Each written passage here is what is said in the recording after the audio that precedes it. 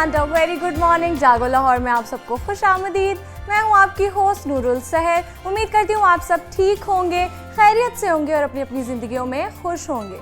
Viewers, एक कहावत तो आप सब ने सुनी ही होगी, action speaks louder than your words. और इंसान की असल पहचान भी उसके अल्फाज से नहीं बल्कि अमाल से ही होती है।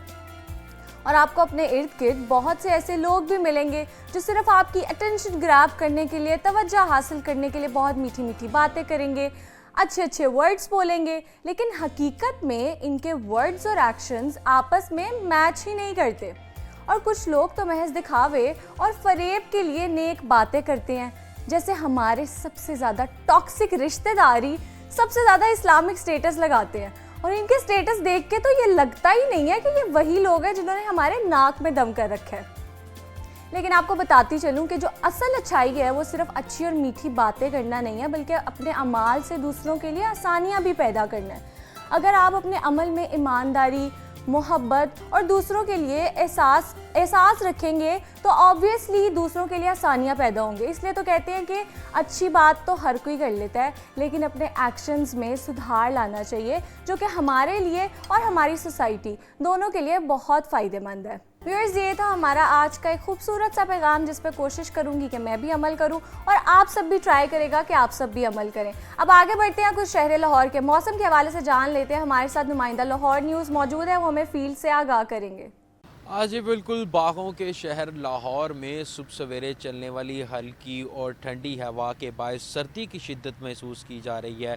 यही वजह है कि सुबह सवेरे जो लाहौर में सूरज पूरे आबोताब के साथ चमक रहा है, उसके असर को भी इस चलने वाली हल्की और ठंडी हवा ने कम कर दिया है। ताहम दोपहर के औकात में यही सूरज शहरियों को अपनी तपिश और गर्मी का एहसास दिलवा सकता है। और लाहौर में जो है वो इस निकलने वाले सूरज के बायस दर्जा हरारत में भी जो है वो अब इजाफ़ा देखने में आ रहा है। अगर आज बात कर ली जाए दर्जा हरारत की, तो महकमे मौसमियात के मुताबिक आज शहर लाहौर का कम से कम दर्जा हरारत 10 डिग्री जबकि ज़्यादा से ज़्यादा 25 डिग्री सेंटीग्रेड तक जाने का इम्कान है। जबकि इस वक्त भी सुबह सवेरे लाहौर का जो दर्जा हरारत है वो 12 डिग्री सेंटीग्रेड तक रिकॉर्ड किया जा रहा है। जबकि आज से कई दिन जो है वो कुछ पहले जो है वो सुबह सवेरे लाहौर का जो दर्जा हरारत है वो ज़्यादा से ज़्यादा 10 डिग्री देखने को मिला था। जबकि आज लाहौर का दर्जा हरारत है वो 12 डिग्री सेंटीग्रेड तक जा चुका है। और दोपहर के औकात में यही दर्जा हरारत जो है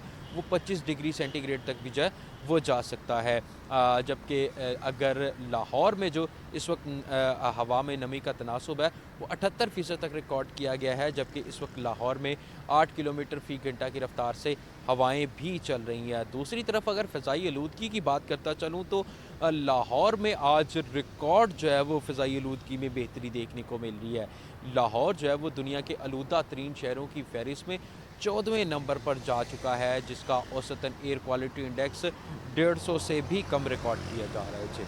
व्यूअर्स, हमारे रिपोर्टर फील्ड में मौजूद थे जो कि हमें वेदर अपडेट्स दे रहे थे। अब आगे बढ़ते हैं अपने पहले सेगमेंट की जानिब, और आज हम एक ऐसी चीज़ के बारे में बात करने वाले हैं जो कि ना चाहते हुए भी हमारी ज़िंदगी का हिस्सा बन चुका है, अल्ट्रा प्रोसेस्ड फूड्स। और अगर इसकी तारीख की बात की जाए तो 19वीं सदी में इंडस्ट्रियल रेवोल्यूशन से ये स्टार्ट हुआ, लेकिन आम जिंदगी में दूसरी जंग अजीम के बाद ये दाखिल हुआ, जब डब्बा बंद खुराक, फ्रोज़न फूड और इंस्टेंट मसनूआत तेज़ी से फेमस हुई। और 2009 में ये इस्तिलाह बाकायदा तौर पर ब्राज़ील के माहिर ग़िज़ाइयत कार्लोस मोंटेरो ने मुतारिफ़ कराई। और यह खुराक 1960 से 1980 में आहिस्ता आहिस्ता मजबूरी से ज़रूरत भी बन गई, क्योंकि शहरी ज़िंदगी तेज़, वक्त कम और वर्किंग फैमिलीज़ की तादाद बढ़ रही थी। और 1980 से 2000 के दौरान टेक्नोलॉजी, न्यूक्लियर फैमिलीज़ और फास्ट फूड चेन्स ने इसे रोज़मर्रा का हिस्सा बना दिया। और 2000 के बाद मार्केटिंग और डिलीवरी सर्विसेज ने इसे नॉर्मल इंतखाब में तब्दील कर दिया। और आज के दौर में ख़ास तौर पर लॉकडाउन के बाद ये बहुत से लोगों के लिए सहूलत के साथ साथ एक मजबूरी भी बन चुकी है। और आज के सेगमेंट में हम इसी फूड के बारे में जानेंगे कि ये सिर्फ नुकसानदेह है या इसके कुछ फ़ायदे भी हैं। और इस हवाले से मेरे साथ बात करने के लिए मौजूद है इशल साकिब, जो कि एक डाइटिशियन है। तो आइए इनको वेलकम करते हैं और सेगमेंट का आगाज़ करते हैं। अस्सलाम वालेकुम इशल, कैसी हैं आप? वालेकुम सलाम, मैं ठीक हूँ, आप कैसी हैं? अल्लाह का शुक्र। अच्छा इशल, सबसे पहले तो ये बताएं कि अल्ट्रा प्रोसेस फूड्स होते क्या हैं, इनकी ईजी डेफिनेशन क्या है? اچھا الٹرا پروسیسڈ فوڈز وہ ہوتے ہیں جس میں بہت زیادہ ایملسیفائرز، اسٹیبلائزرز، پرزرویٹیوز یا پھر ہڈن شوگر، ہڈن سالٹ ڈالا جائے. مے بی ایٹ ٹائمز اس لیے ڈالا جاتا ہے کہ ان کی شیلف لائف بہت پرولونگ ہو جائے، زیادہ لمبے ٹائم تک وہ رہیں. فریج میں نہ رکھیں تو ٹین میں بھی وہ سروائیو کر جائیں کافی دیر. آپ نے دیکھا ہوگا میٹ بھی ایون آپ کر لیتے ہوتے ہیں، یا کینڈ فوڈ جو ہوتے ہیں وہ الٹرا پروسیسڈ فوڈ ہوتے ہیں جو کہ ایک پروسیس سے گزر کے آپ ان کی شیلف لائف کو امپروو کرنے کے لیے کیا جاتا ہے. فروٹس بھی جو کین فروٹس ہوتے ہیں وہ بھی بالکل، جو فروٹ کاکٹیل ہوتی ہے یا پھر جو آپ کو ملتا ہے پائن ایپل ملتا ہے سرپ کے اندر، اور اس کے علاوہ اس طرح جو بھی فروٹس آپ کو مل رہے ہوتے ہیں، جو بھی بینز مل رہے ہوتے ہیں جو پیکج میں ہوتے ہیں، ٹنز میں ہوتے ہیں، وہ الٹرا پروسیسڈ ہوتے ہیں. وہ ان کے اندر شوگر سرپ، ایملسیفائرز، کچھ اسٹیبلائزرز ہوتے ہیں اس طرح کے جو کہ ان کی شیلف لائف کو بہت بڑھا دیتے ہیں. لیکن آبویسلی ان کو الٹرا پروسیس کی کیٹیگری میں ہم پھر انٹر کر دیتے ہیں بیکاز وہ ریئل فوڈ سے تھوڑا ہٹ کے ہو جاتے ہیں، اس میں اور زیادہ ایجنٹس ایڈ ہو جاتے ہیں جو کہ آبویسلی شیلف لائف بھی بڑھا رہے ہوتے ہیں، لیکن ان دا سیم وے وہ پھر کیا کر رہے ہوتے ہیں کہ پرابلمٹک بھی ہو جاتے ہیں ہمارے گٹ کے لیے، ہمارے سسٹم کے لیے. اچھا یہ بتائیں کہ ان کو بنانے کا طریقہ کیا ہوتا ہے، کیسے بنتے ہیں یہ؟ اچھا یہ تو انڈسٹری میں بنتے ہیں بیکاز آبویسلی انڈسٹریل میتھڈز ہوتے ہیں، اس میں ڈفرینٹ اسٹیبلائزرز ڈالے جاتے ہیں جس طرح کہ E47 ہے، E41 ہے، یا پھر فلیورنگ ایجنٹس ڈالے جاتے ہیں ایٹ ٹائمز اس لیے کہ فلیور کو انہانس کیا جائے. آبویسلی جس طرح ہم لوگ پروسیس نگٹس وغیرہ دیکھتے ہیں آپ کی لائف کو آسان کرنے کے لیے وہ بنائے جاتے ہیں. جوسز ہیں کچھ اس طرح کے جو کہ ریڈی میڈ ہوتے ہیں، جو کہ آبویسلی اگر آپ فریش پریس نہیں یوز کریں، لیکن اگر فریش اورنجز نہیں ہیں یا فریش ایپلز نہیں ہیں آپ کے پاس تو آپ فوراً سے وہ فروٹس یوز کر سکیں. تو اسی لیے آپ کی لائف کو ایزی کرنے کے لیے بنایا گیا تھا، لیکن بعد میں لیٹر آن ریئلائزیشن ہوتی ہے کہ یہ جو ہے الٹرا پروسیسڈ ہے تو آبویسلی آپ کی ہیلتھ کے لیے اس کے بہت زیادہ نیگیٹو امپیکٹس بھی آ رہے تھے. ظاہر ہے آپ کی ہیلتھ کے، آپ کی ڈائبٹیز ٹائپ کے پرابلمز یا پھر جیسا بلڈ پریشر ہے، اس طرح ہی ہائپر ٹینشن ہے، بلڈ پریشر اگین، اسی طرح ہی اور بھی پرابلمز آ رہی تھی جیسے انسولین ریزسٹنس ہونے لگ گئی، PCOS ہونے لگی لڑکیوں میں، کچھ سرٹن ٹائپ آف کینسرز بھی ٹریگر ہوتے ہیں بیکاز آبویسلی آپ کی امیونٹی ویک ہو جاتی ہے اس طرح کی چیزیں ڈیلی بیسس پہ کھا کے. پلس آپ کی اسکن کنڈیشنز آ جاتی ہیں اگر آپ ڈیلی بیسس پہ اس طرح کی چیزیں کھاتے ہیں. ہیلتھ کم ہوتی ہے، وائٹامنز اور منرلز نہیں مل رہے ہوتے. تو یہ سب بہت زیادہ انڈر لائن فیکٹرز ہوتے ہیں اس طرح کے فوڈ کھانے کے. اچھا تو جو سارے الٹرا پروسیسڈ فوڈز ہیں وہ سبھی نقصان دہ ہیں؟ اچھا 3 کیٹیگریز میں ہم ان کو ڈیوائڈ کرتے ہیں. ایک ہوتے ہیں پروسیس، جس طرح کہ دہی ہو گیا وہ ہم ایک پروسیس سے گزار کے بناتے ہیں، یا کرڈ ہو گیا، یا پھر جس طرح چیز کاٹیج چیز جسے پنیر کہتے ہیں وہ ہو گیا، وہ ایک پروسیس سے گزر کے بن رہی ہے لیکن وہ آپ کے لیے ہارمفل نہیں ہے. اسی طرح ایک تھوڑی سی ہوتی ہے جو کہ تھوڑی ماڈریٹلی پروسیسڈ ہوتے ہیں، جس طرح اگر ہم کہہ لیں کہ ہم جس طرح دالیں ہیں یا پھر نٹس ہیں وہ ایک پروسیس سے گزر کے بن رہی ہیں، یا پھر اس کے علاوہ اور بہت ساری چیزیں ہیں جن میں چیز کا ذکر کر لیں، یا پھر ہم ویجیٹیبلز ہیں ہم انہیں کٹ کر کے واش کر کے پیک کر لیتے ہیں، فروٹس کو کٹ کر کے پیک کر لیتے ہیں. تو یہ سب چیزیں جو ہے ماڈریٹلی پروسیسڈ ہوتی ہیں. یہ بھی اگین ہیلدی ہوتی ہے کنزمپشن کے لیے ٹو سم ایکسٹینٹ. لیکن ایک ہوتی ہے الٹرا پروسیس جس میں آئے تھے چپس آ جاتے ہیں، نگٹس ہیں، ساسیجز ہیں، اس کے علاوہ آپ کو اور بہت جس طرح الٹرا پروسیسڈ چیز بھی مل رہی ہے مارکیٹ میں. ایک تو ہوتی ہے آپ ہوم میڈ بناتے ہیں، ایک ہوتی ہے بہت زیادہ الٹرا پروسیسڈ. اس کے علاوہ جتنا بھی ریڈی میڈ فروزن فوڈز ہیں آپ کے پاس جس میں اگین موٹاڈیلا سلائسز ہو سکتے ہیں، بلوگنا سلائسز ہو سکتے ہیں. اس کے علاوہ آپ جتنا بھی لے جیسا جیمز ہیں یا کیچپ وغیرہ ہے، یہ سب چیزیں ہائیلی الٹرا پروسیسڈ ہوتی ہیں. تو یہ 3 کیٹیگریز میں آتی ہیں. اب ڈپینڈ کرتا ہے آپ کتنا لے رہے ہیں. پروسیس تو آبویسلی آپ ڈیلی بیسس میں یوز کرتے ہیں، جیسے دہی وغیرہ یوز کر رہے ہیں، چیز یوز کر رہے ہیں، پنیر یوز کر رہے ہیں، یا نٹس ہم کنزیوم کر رہے ہیں، وہ ہیلدی ہوتا ہے. یا پھر اگر ویجیٹیبلس بھی آپ کو کٹ ہو کے مل رہی ہیں تو وہ that is completely safe for consumption. لیکن جس میں بہت زیادہ ایڈلٹریشنز ہیں، اسٹیبلائزرز ہیں، جس میں بہت زیادہ اس طرح کے فلیورنگ ایجنٹس ہیں. کیسے پہچانے ہم؟ اچھا آپ پیچھے فوڈ لیبلس کو ریڈ کرنا سیکھ لیں. فوڈ لیبلس میں سب سے پہلے تو جو پہلا انگریڈینٹ ہوتا ہے وہ سب سے زیادہ سرپلس کوانٹٹی میں ہوتا ہے. اور جنرلی کیا ہوتا ہے کہ الٹرا پروسیس فوڈ میں سب سے پہلا انگریڈینٹ ہوگا آئل یا پھر ہوگا شوگرز. شوگر کی بھی فارم وہ آلٹر کر دیتے ہیں. آپ کو شوگر ہی لگتا ہے صرف چینی ہے، ویئرایز وہ فروکٹوز لکھ سکتے ہیں، مالٹوز لکھ سکتے ہیں. اس کے علاوہ اور ہڈن شوگرز ہوتی ہیں جس طرح کہ وہ گلوکوز سرپ لکھ دیں گے یا فروکٹوز سرپ لکھ دیں گے، but that is still sugar. تو وہ شوگر بہت زیادہ کانٹینٹ ہوگا. اس کے علاوہ آپ دیکھیں گے کہ پیچھے آپ کوڈ ورڈز یاد کر لیں کہ E277 ہے یا E41 ہے یا پھر E200 ہے، E299 ہے. یہ اسٹیبلائزرز اور ایملسیفائرز ہیں. تو یہ بہت زیادہ ہارمفل ہوتے ہیں، جن میں بہت زیادہ یہ ہیں وہ آپ نے اوائڈ کرنے ہیں. لیکن اگر آپ کو یہ یاد نہیں رہتے تو آپ ایک چیز یاد رکھیں کہ جس میں بہت زیادہ انگریڈینٹس ہیں. فار ایگزامپل بینس کا پیک ہے اور اس میں بینس کے علاوہ بہت زیادہ انگریڈینٹس ہیں. جو دو آپ کا میجر جو آپ نے ڈرائیو کرنا تھا پروڈکٹ دیٹ واز بینس، تو اس میں یہ ہوگا جتنے زیادہ پروڈکٹس ایڈ ہوں گے آپ دیکھیں اتنے ہی اس کے زیادہ کیمیکل کمپاؤنڈ زیادہ ہوں گے، اتنا ہی وہ الٹرا پروسیسڈ ہوگا. تو آئیڈینٹیفائی کرنے کا بیسک طریقہ یہی ہے کہ آپ لیبل ریڈ کر لیں. آپ جو چیز چاہ رہے ہیں، فار ایگزامپل نگٹس چاہ رہے ہیں، اس میں چکن کے علاوہ کیا کیا ایجنٹس ہیں اور ان ایجنٹس میں کتنے کیمیکلز ہیں اور وہ اوریجنل فوڈ سے کتنا دور چلا گیا ہے، اس کو آپ پیچھے سے لیبل ریڈ کر کے اس کو آئیڈینٹیفائی کر سکتے ہیں. اور پیچھے جو لکھا ہوتا ہے نیوٹریشنل ویلیو، اس کو ہم کیسے پہچانیں؟ جو عام لوگ ہیں ان کو ایزی ورڈز میں ایکسپلین کریں. اچھا، پہلی بات ہے کہ جو الٹرا پروسیس فوڈ ہوتے ہیں نا، اس میں نیوٹریشنل ویلیو بہت کم ہو جاتی ہے. اس میں وائٹامنز اور منرلز اس طرح کے نہیں رہتے، بیکاز آبویسلی جتنا اسے کیمیکل کمپاؤنڈز ایڈ کریں گے اتنا وائٹامنز اور منرلز اس میں کم ہوتے جائیں گے. جس طرح آپ چکن ہے، چکن کے اندر آپ اسٹیبلائزرز بہت زیادہ ڈال رہے ہیں ساسیجز بنانے کے لیے فار ایگزامپل، تو اس میں کیا ہے کہ چکن کی جو گڈنس ہے وہ چلی جائے گی اس سے، اور اس میں بہت زیادہ کیمیکلز آ جائیں گے. وہ آپ کو ہیلتھ بینیفٹس دینے کے بجائے وہ صرف ایک فلیور کے لیے رہ جائے گی وہ چیز، اس کے وائٹامنز اور منرلز انفیوز نہیں ہوتے. تو ان چیزوں میں یہ ہے کہ آپ دیکھیں اس میں نیوٹریشنل ویلیو اتنی نہیں ہوتی. جب بھی آپ نارمل ہوم میڈ فوڈ لیتے ہیں یا پھر مائنر جو پروسیسڈ ہوتا ہے، تھوڑا بہت مائنیوٹ اس میں چینجز ہوتے ہیں، جیسے اگین دہی سے پروسیس کیا ہوا کوئی چکن ہے آپ بنا لیتے ہیں، یا پھر آپ نٹس ہیں وہ استعمال کر لیتے ہیں، یا پھر کٹی ہوئی پری کٹ ویجیٹیبلز جو آلریڈی واشڈ ہوتی ہیں وہ یوز کر لیتے ہیں، تو وہ ہیلتھ بینیفٹس پوزیس کرتی ہیں. تو جب بہت الٹرا پروسیسڈ ہوگا تو آپ اسے ایکسپیکٹ نہیں کر سکتے کہ اس سے آپ کی ہیلتھ بیٹر ہوگی. بالکل. اچھا یہ بتائیں کہ کون سی ایسی میجر بیماری ہیں جو اس کی وجہ سے ہو رہی ہیں؟ آپ نے لڑکیوں کا بتایا ہے ان کو پی سی او ایس اور زیادہ مسائل ہو رہے ہیں، تو اور لوگوں کو، لڑکوں کو کون سے مسائل ہو رہے ہیں؟ اچھا، اگر لڑکیوں کی بات کی جائے، جیسے میں نے پی سی او ایس بتایا، اس طرح ہارمونل امبیلنس ہے، اوبویسلی وہ ہوتا ہے. بالکل. ایک ہیئر گروتھ آپ نے بہت زیادہ مانیٹر کی ہوگی لوگوں میں، ہیئر گروتھ ہونے لگ جاتی ہے، فیشل ہیئر گروتھ، بیکاز یہ میل لائک فیچر ہے، یہ لڑکیوں میں ہوتا ہے because of diet, because of such patterns. P C O S بھی ٹریگر ہو جاتا ہے. اس کے علاوہ مینسٹرول ارریگولیرٹی ہو جاتی ہے. جو لوگ اس طرح کے کھانے کھاتے ہیں ڈیلی بیسس پہ، جن کی ڈائٹ ہی نوڈلز ہے، جن کی ڈائٹ پہ پاسٹاز ہیں، یا پھر جو 2 منٹ نوڈلز ہوتی ہیں انسٹنٹ جو ہوتی ہیں، وہ کیا وہ ایمٹی کیلوریز ہیں، اس میں کوئی نیوٹرینٹس ایز سچ نہیں ہے، اس میں فلیورنگ ایجنٹس ہیں اور ایمٹی کیلوریز ہیں. اس سے کیا ہوتا ہے کہ ان اے لانگر رن آپ کے ہارمونز امبیلنس ہو جاتے ہیں. دین اگین جب آپ کی باڈی کو ایمپل نیوٹرینٹس نہیں ملیں گے تو بہت ساری اس میں ڈیزیزز اور پرابلمس ٹریگر ہو جاتی ہیں، جس میں انیمیا بھی ہو سکتا ہے، آئرن ڈیفیشینسی. کیونکہ اوبویسلی جب آپ انسٹنٹ نوڈلز یا اس ٹائپ کی چیزیں کھاتے ہیں اس میں آئرن نہیں ہے، تو وہ آٹومیٹکلی آپ کو انیمک کر سکتا ہے. اسی طرح یہ اگین ہیئر فال ہو سکتا ہے. اگر لڑکوں کی بات کریں تو ان میں بھی یہ پرابلمز ہیں. ہائپر ٹینشن جو ہے، جسے ہائی بلڈ پریشر کہتے ہیں، بلڈ پریشر بہت ہائی رہنے لگ گیا. ڈپریشن ایک بہت زیادہ پریویلنٹ ہونے لگ گیا ہے because of our diets. Anxiety trigger ہو جاتی ہے. اسی طرح فوڈ نوائز جیسے پرابلمس بھی آ جاتے ہیں. آپ کا فار ایگزامپل اگر آپ بہت زیادہ الٹرا پروسیس چیزیں کھاتے ہیں، نگیٹس، چپس اور یہ ٹینڈ اور کینڈ چیزیں کھاتے ہیں، تو کیا ہوگا کہ آپ کو بھوک نہیں بھی لگی ہوگی، لیکن فوڈ نوائز کی وجہ سے اب آپ کا دل کر رہا ہوگا کہ اب ہم نے کھانا ہے. نہ بھوک ہوگی، نہ ہنگر پینگز ہوں گے، لیکن صرف ایک کریونگ ہوگی. تو وہ کریونگز بہت زیادہ بڑھ جاتی ہیں، ایڈکشن ہو جاتی ہے، بہت زیادہ ایڈکشن ہو جاتی ہے. ڈاکٹر ایشن ہمارے ساتھ موجود ہے جنہوں نے ہمیں الٹرا پروسیس فوڈز کے حوالے سے گائیڈ کیا کہ یہ کتنے فائدے مند ہے اور کتنے نقصان دہ ہیں. بہت شکریہ ڈاکٹر صاحبہ آپ کا. اب یہاں وقت ہوا ایک چھوٹی سی بریک کا. بریک کے بعد دوبارہ آئیں گے.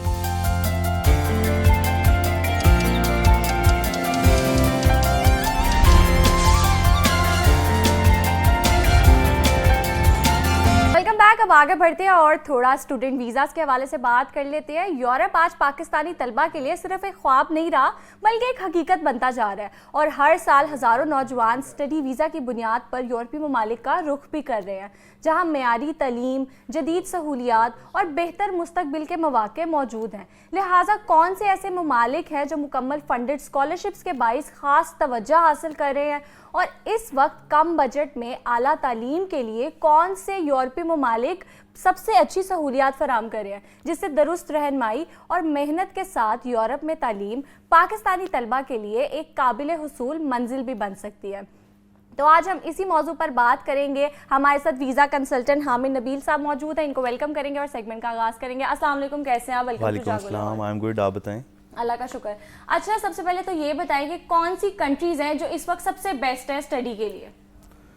فور ناؤ اگر کرنٹ سینیریو کی بات کریں تو Australia, Canada, U S A, you کے علاوہ ڈیفینیٹلی جیسے آپ نے کہا کہ یورپ میں Germany, Italy, Hungary and Lithuania is one of the most demanding countries.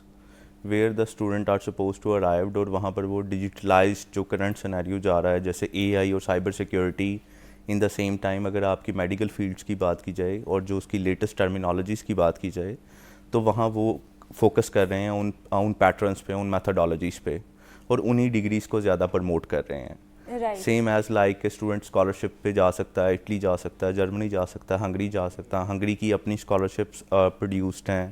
In the same time Germany free of cost study دے رہا ہے. اگر آپ پیرالل دیکھیں ان کا اوور آل سینیریو، لاسٹ ایک اپڈیٹ بھی آئی ہے کہ Germany consulate has been digitalized overall scenario of the biometric, کہ اب اسٹوڈنٹ خود اپنی بایو میٹرک لے سکتا ہے. There is no need to go anywhere. وہ جو آلریڈی ڈیلیز آ رہے تھے ان کو کافی اوور کم کیا ہے کافی امبیسیز نے. اب انہوں نے بایو میٹرک کے جو لائک حصول کو بہت زیادہ ایزی کر دیا اسٹوڈنٹس کے لیے. اینڈ اسٹوڈنٹ میں arrive within time frame other than this کہ وہ پہلے جو حاصل ہوتی تھی وہ اب نہیں ہوگی، کہ آپ کو پہلے بایو میٹرک کا ویٹ کرنا پڑتا تھا. جب تک آپ کی بایو میٹرک نہیں آتی آپ امبیسی تک نہیں جا سکتے تھے، آپ اپنی فائل سبمٹ نہیں کروا سکتے تھے، آپ سفر کر رہے تھے وہاں پر. But now the scenario is gonna quite change. Right. اچھا آپ کنٹریز کی بات کریں، جرمنی، انگلینڈ، آسٹریلیا، تو جو چھوٹی یورپین کنٹریز ہے پورچوگل وغیرہ، ہم ان طرف اس کی طرف بھی جا سکتے ہیں؟ اور یہ یہاں پر کیا ہمارے پاس اچھی یونیورسٹیز، اچھی اپرچونیٹیز موجود ہیں؟ پورچوگال میں ڈیفینیٹلی موجود تو ہیں، بٹ تھنگ از کہ وہاں پر جو امبیسی کی بایو میٹرک ڈیٹ ہے وہ بہت ڈیلیز ہیں. 3 ایئرس کا 2 ایئرس کا گیپ آ رہا ہے اس میں اسٹوڈنٹ کو بہت زیادہ لانگ ٹرم ویٹ کرنا پڑتا ہے. ان دا سیم ٹائم ان کا ایک ڈیجیٹلائزڈ ویزا ہے جو فری لانسرس کے لیے ہے. اگر آپ وہاں پر as a digital freelancer apply کرتے ہیں تو definitely you are suppose to arrive there with a minimum investment. But nowadays I won't recommend this country.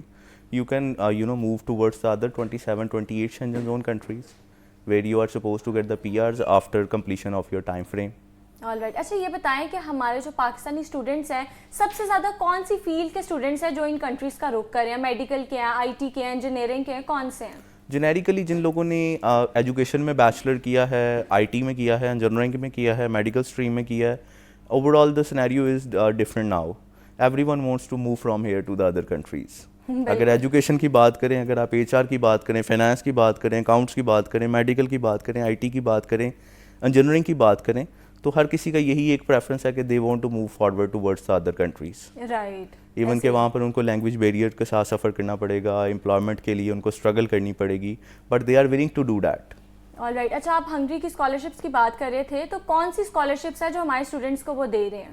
Hungarian ایک اپنی آن اسکالرشپس اناؤنس کر رہا ہے جس میں وہ گڈ پرسنٹیج، جن کے اچھے CGPAs ہیں، جن کی اچھی پرسنٹیج ہے، ان کے تھرو ان کو لائک اڈاپٹ کر رہے ہیں، ان کو پک اپ کر رہے ہیں، ان کی پروفائلس کو اپرچونٹی پرووائڈ کر رہے ہیں کہ they gonna arrive there and they are suppose to do study free of cost.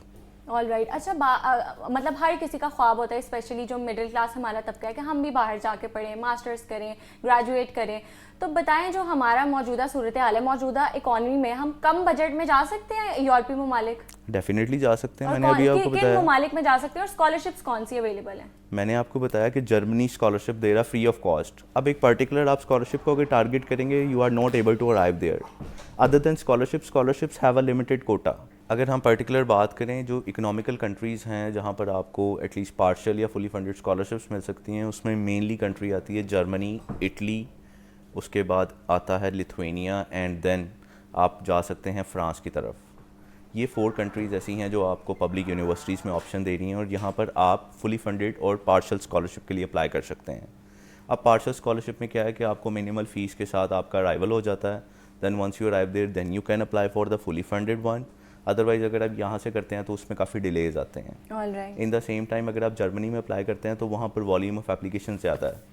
Once you get your number then you can suppose to apply for the visa. But before this آپ کو ultimately آ جاتا ہے آپ کا offer letter کے بعد آپ further جو بھی پروسیسنگ ہے، یونیورسٹی کی جو بھی ریکوائرمنٹس ہیں ان کو فلفل کرتے ہیں، اپنے لینگویج ٹیسٹ پرووائڈ کرتے ہیں، اپنے ڈاکومنٹس کے ٹیسٹیشنس پرووائڈ کرتے ہیں، then you gonna move forward accordingly. اگر آپ بات کریں کینیڈا کی، تو کینیڈا بھی آپ کو اسکالرشپس پرووائڈ کر رہا ہے. ایون کہ ایک یونیورسٹی ہے which one suppose to give the UG $1,25,000 Canadian scholarship to the students. But it based over the profile. You have a good bands in the IELTS or PT. In the same time you have good percentage in your intermediate and the bachelor. تو IELTS کے بغیر بھی جا سکتے ہیں کسی country میں، European country especially? Lithuania इस टाइम अपॉर्चुनिटी दे रहा है where you are supposed to apply without any language test, where you are Alright. supposed to arrive without IELTS. There is possibility. Even in the same time अगर आप Germany या Italy के कुछ options देखें वहाँ पर भी आप विदाउट लैंग्वेज टेस्ट अप्लाई कर सकते हैं, लेकिन डिपेंड करता है आप किस प्रोग्राम में अप्लाई कर रहे हैं. हर प्रोग्राम की एक अपना क्राइटेरिया, एक अपनी एलिजिबिलिटी है. अगर आप उसको फुलफिल कर रहे हैं तो देन गुड टू प्रोसीड. अच्छा ये बताएं कि नॉर्मली जब स्टूडेंट अप्लाई कर रहे होते हैं तो वो वीज़ा अप्लाई करते हुए क्या गलतियाँ करते हैं? नॉर्मली जब स्टूडेंट एक एप्लीकेशन फिल कर रहा है तो उसको नहीं पता कि आइडेंटिकल डॉक्यूमेंट्स में उसने यहाँ पर NIC नंबर मेंशन करना है या पासपोर्ट नंबर मेंशन करना है. Simply they gonna mention that कि योर नेशनल आइडेंटिफिकेशन नंबर. तो student gonna do mistakes there. अब वो मांग रहे हैं HSC और SSC, तो स्टूडेंट नॉर्मली उसमें सेकेंडरी और हायर सेकेंडरी में कहीं ना कहीं कन्फ्यूज़ हो जाता है. इन द सेम टाइम वो सम टाइम मांग रहे होते हैं आपसे डिटेल्स, द कोर्स डिटेल्स, कि what ever you have done previously हमें वो सारी डिटेल्स दें. अब इन पैरेलल अगर आएँ तो स्टेटमेंट ऑफ पर्पस में स्टूडेंट मिस्टेक करने लग जाते हैं. अब हमारे स्टूडेंट ChatGPT या AI की तरफ जाते हैं, वो जहाँ पर प्लेजरिज्म फाइंड आउट होता है they don't gonna secure the admission.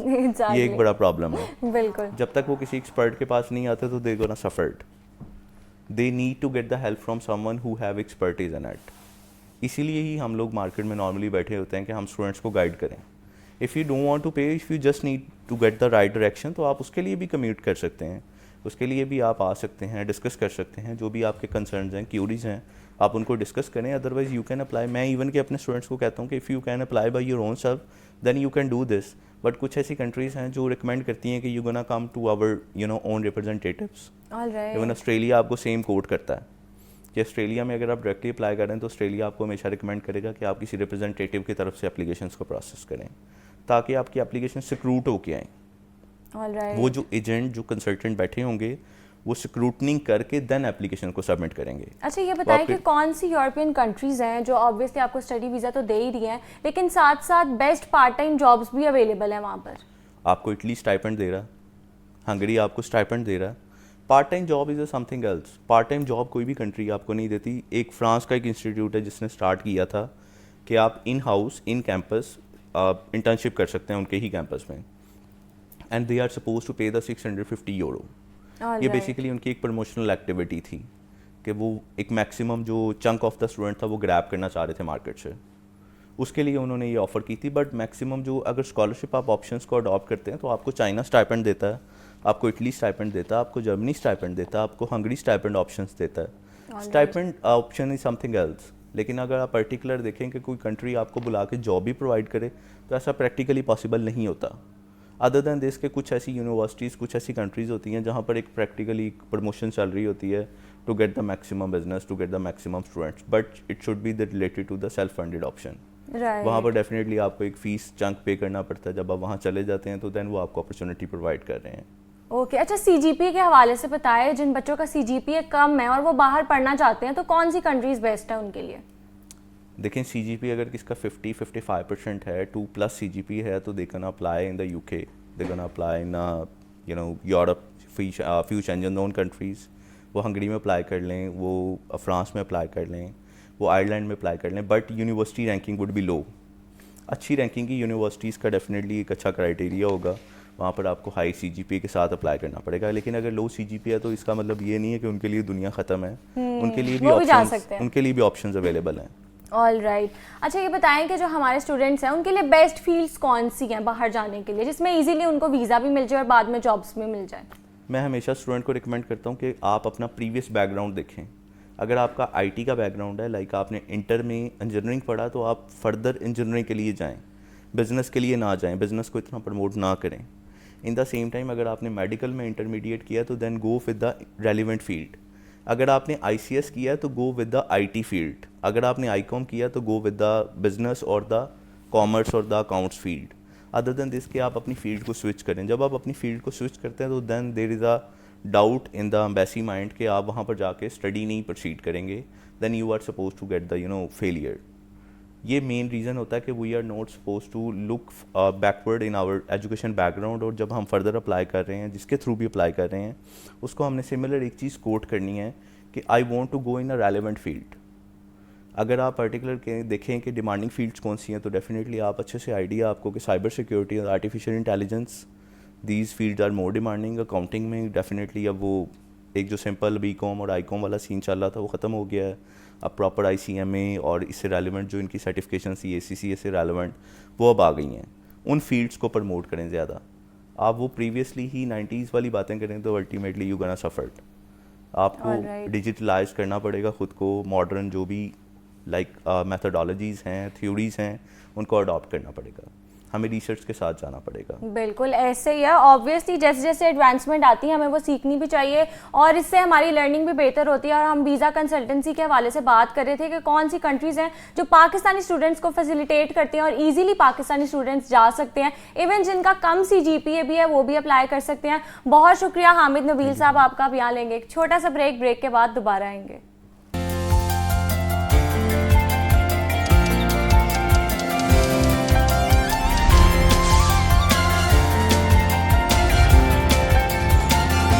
Welcome back. اب آگے بڑھتے ہیں اور کچھ فزیکل ہیلتھ کے حوالے سے بات کر لیتے ہیں. ہمارے ساتھ فٹنس ایکسپرٹ موجود ہے. دیکھتے ہیں آج وہ ہمارے لیے کون سی ٹپس لے کے آئے ہیں. السلام علیکم, دس از سلاف نقوی اور آج ہم بات کرنے والے ہیں مشہور زمانہ مسئلے کی, یعنی کہ بیلی فیٹ. لیکن جو زیادہ تر لوگ کہتے ہیں کہ لوور ٹمی آپ کا جو ہے وہ باہر ہے. اس کے ریزنز بہت سارے ہو سکتے ہیں, لیکن ایک چیز کلیئر کر دوں سب سے پہلے.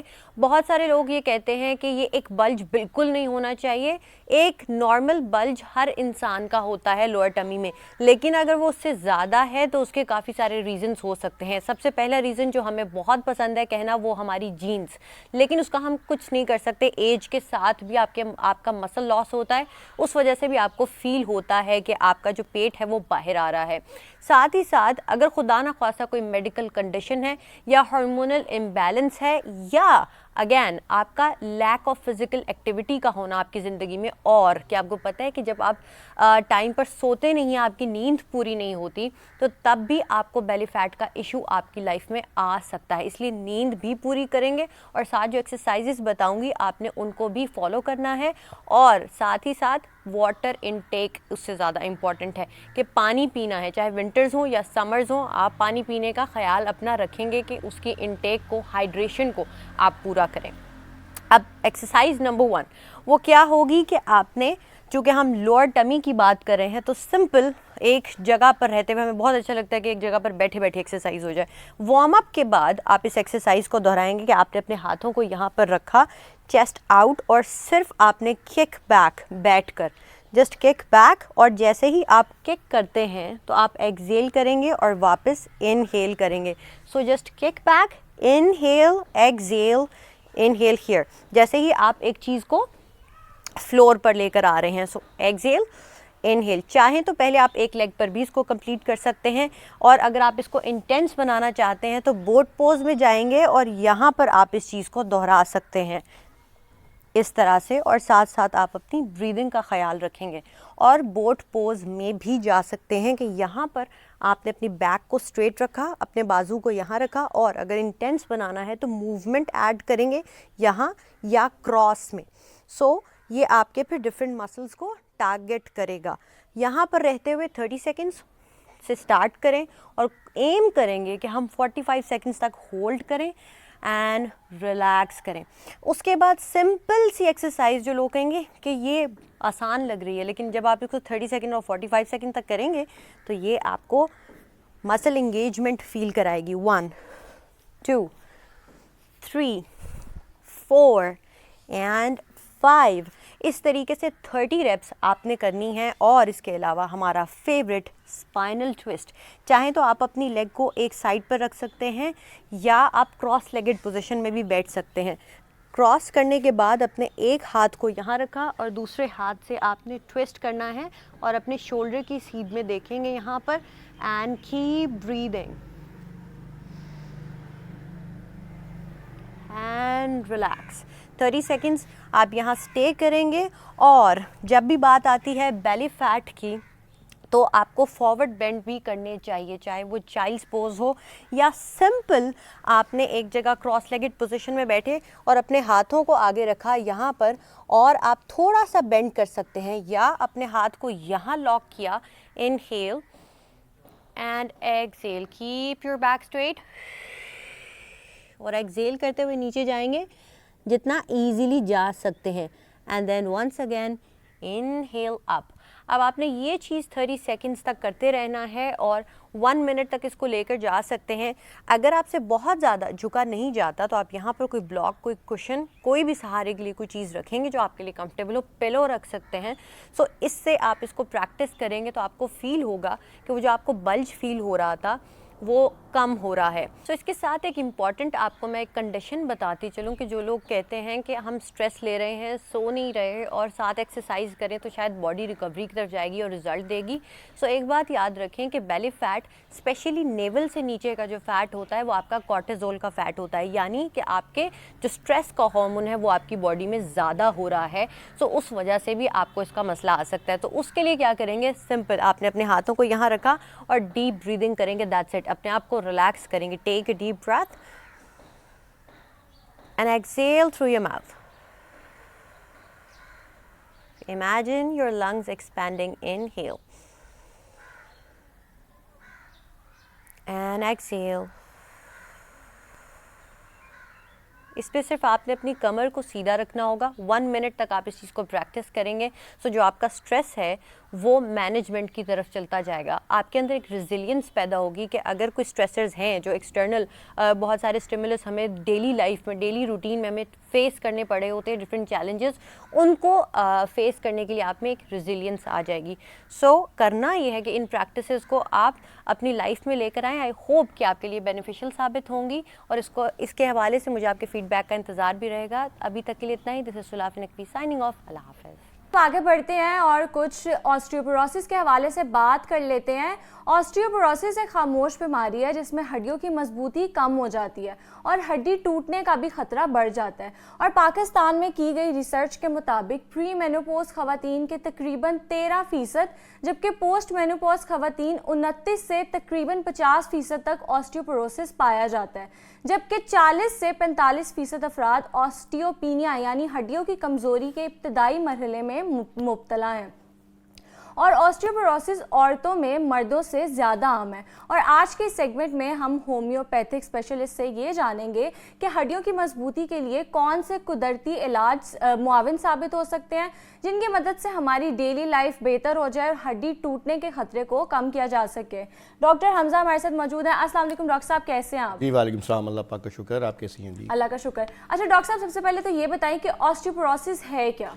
जी, बहुत अच्छा टॉपिक है जी। हमारे पाकिस्तान में इस टाइम जो सेहत के मसाइल बढ़ते हुए हैं और जिस तरह से जागो लाहौर और लाहौर न्यूज़, दुनिया न्यूज़ जो अवेयरनेस का एक प्रोग्राम कर रहे हैं लोगों के लिए, इस ये बड़ा क्रेडिट आप लोगों को जानता है कि आप डेली 4 से 5 ऐसे टॉपिक रखते हैं जिसमें लोगों को बहुत ज़्यादा अवेयरनेस हो रही है। तो ये सारा credit goes to Lahore news. अच्छा, ऑस्टियोपोरोसिस जो है, इसमें मेरा ख्याल है मोस्टली तो हर बंदे को ये पता है कि ये हड्डियों की एक बीमारी है जिसमें हड्डियों का, अगर आसान ज़ुबान में बोला जाए तो उसको हम बोलते हैं हड्डियों का खोखलापन।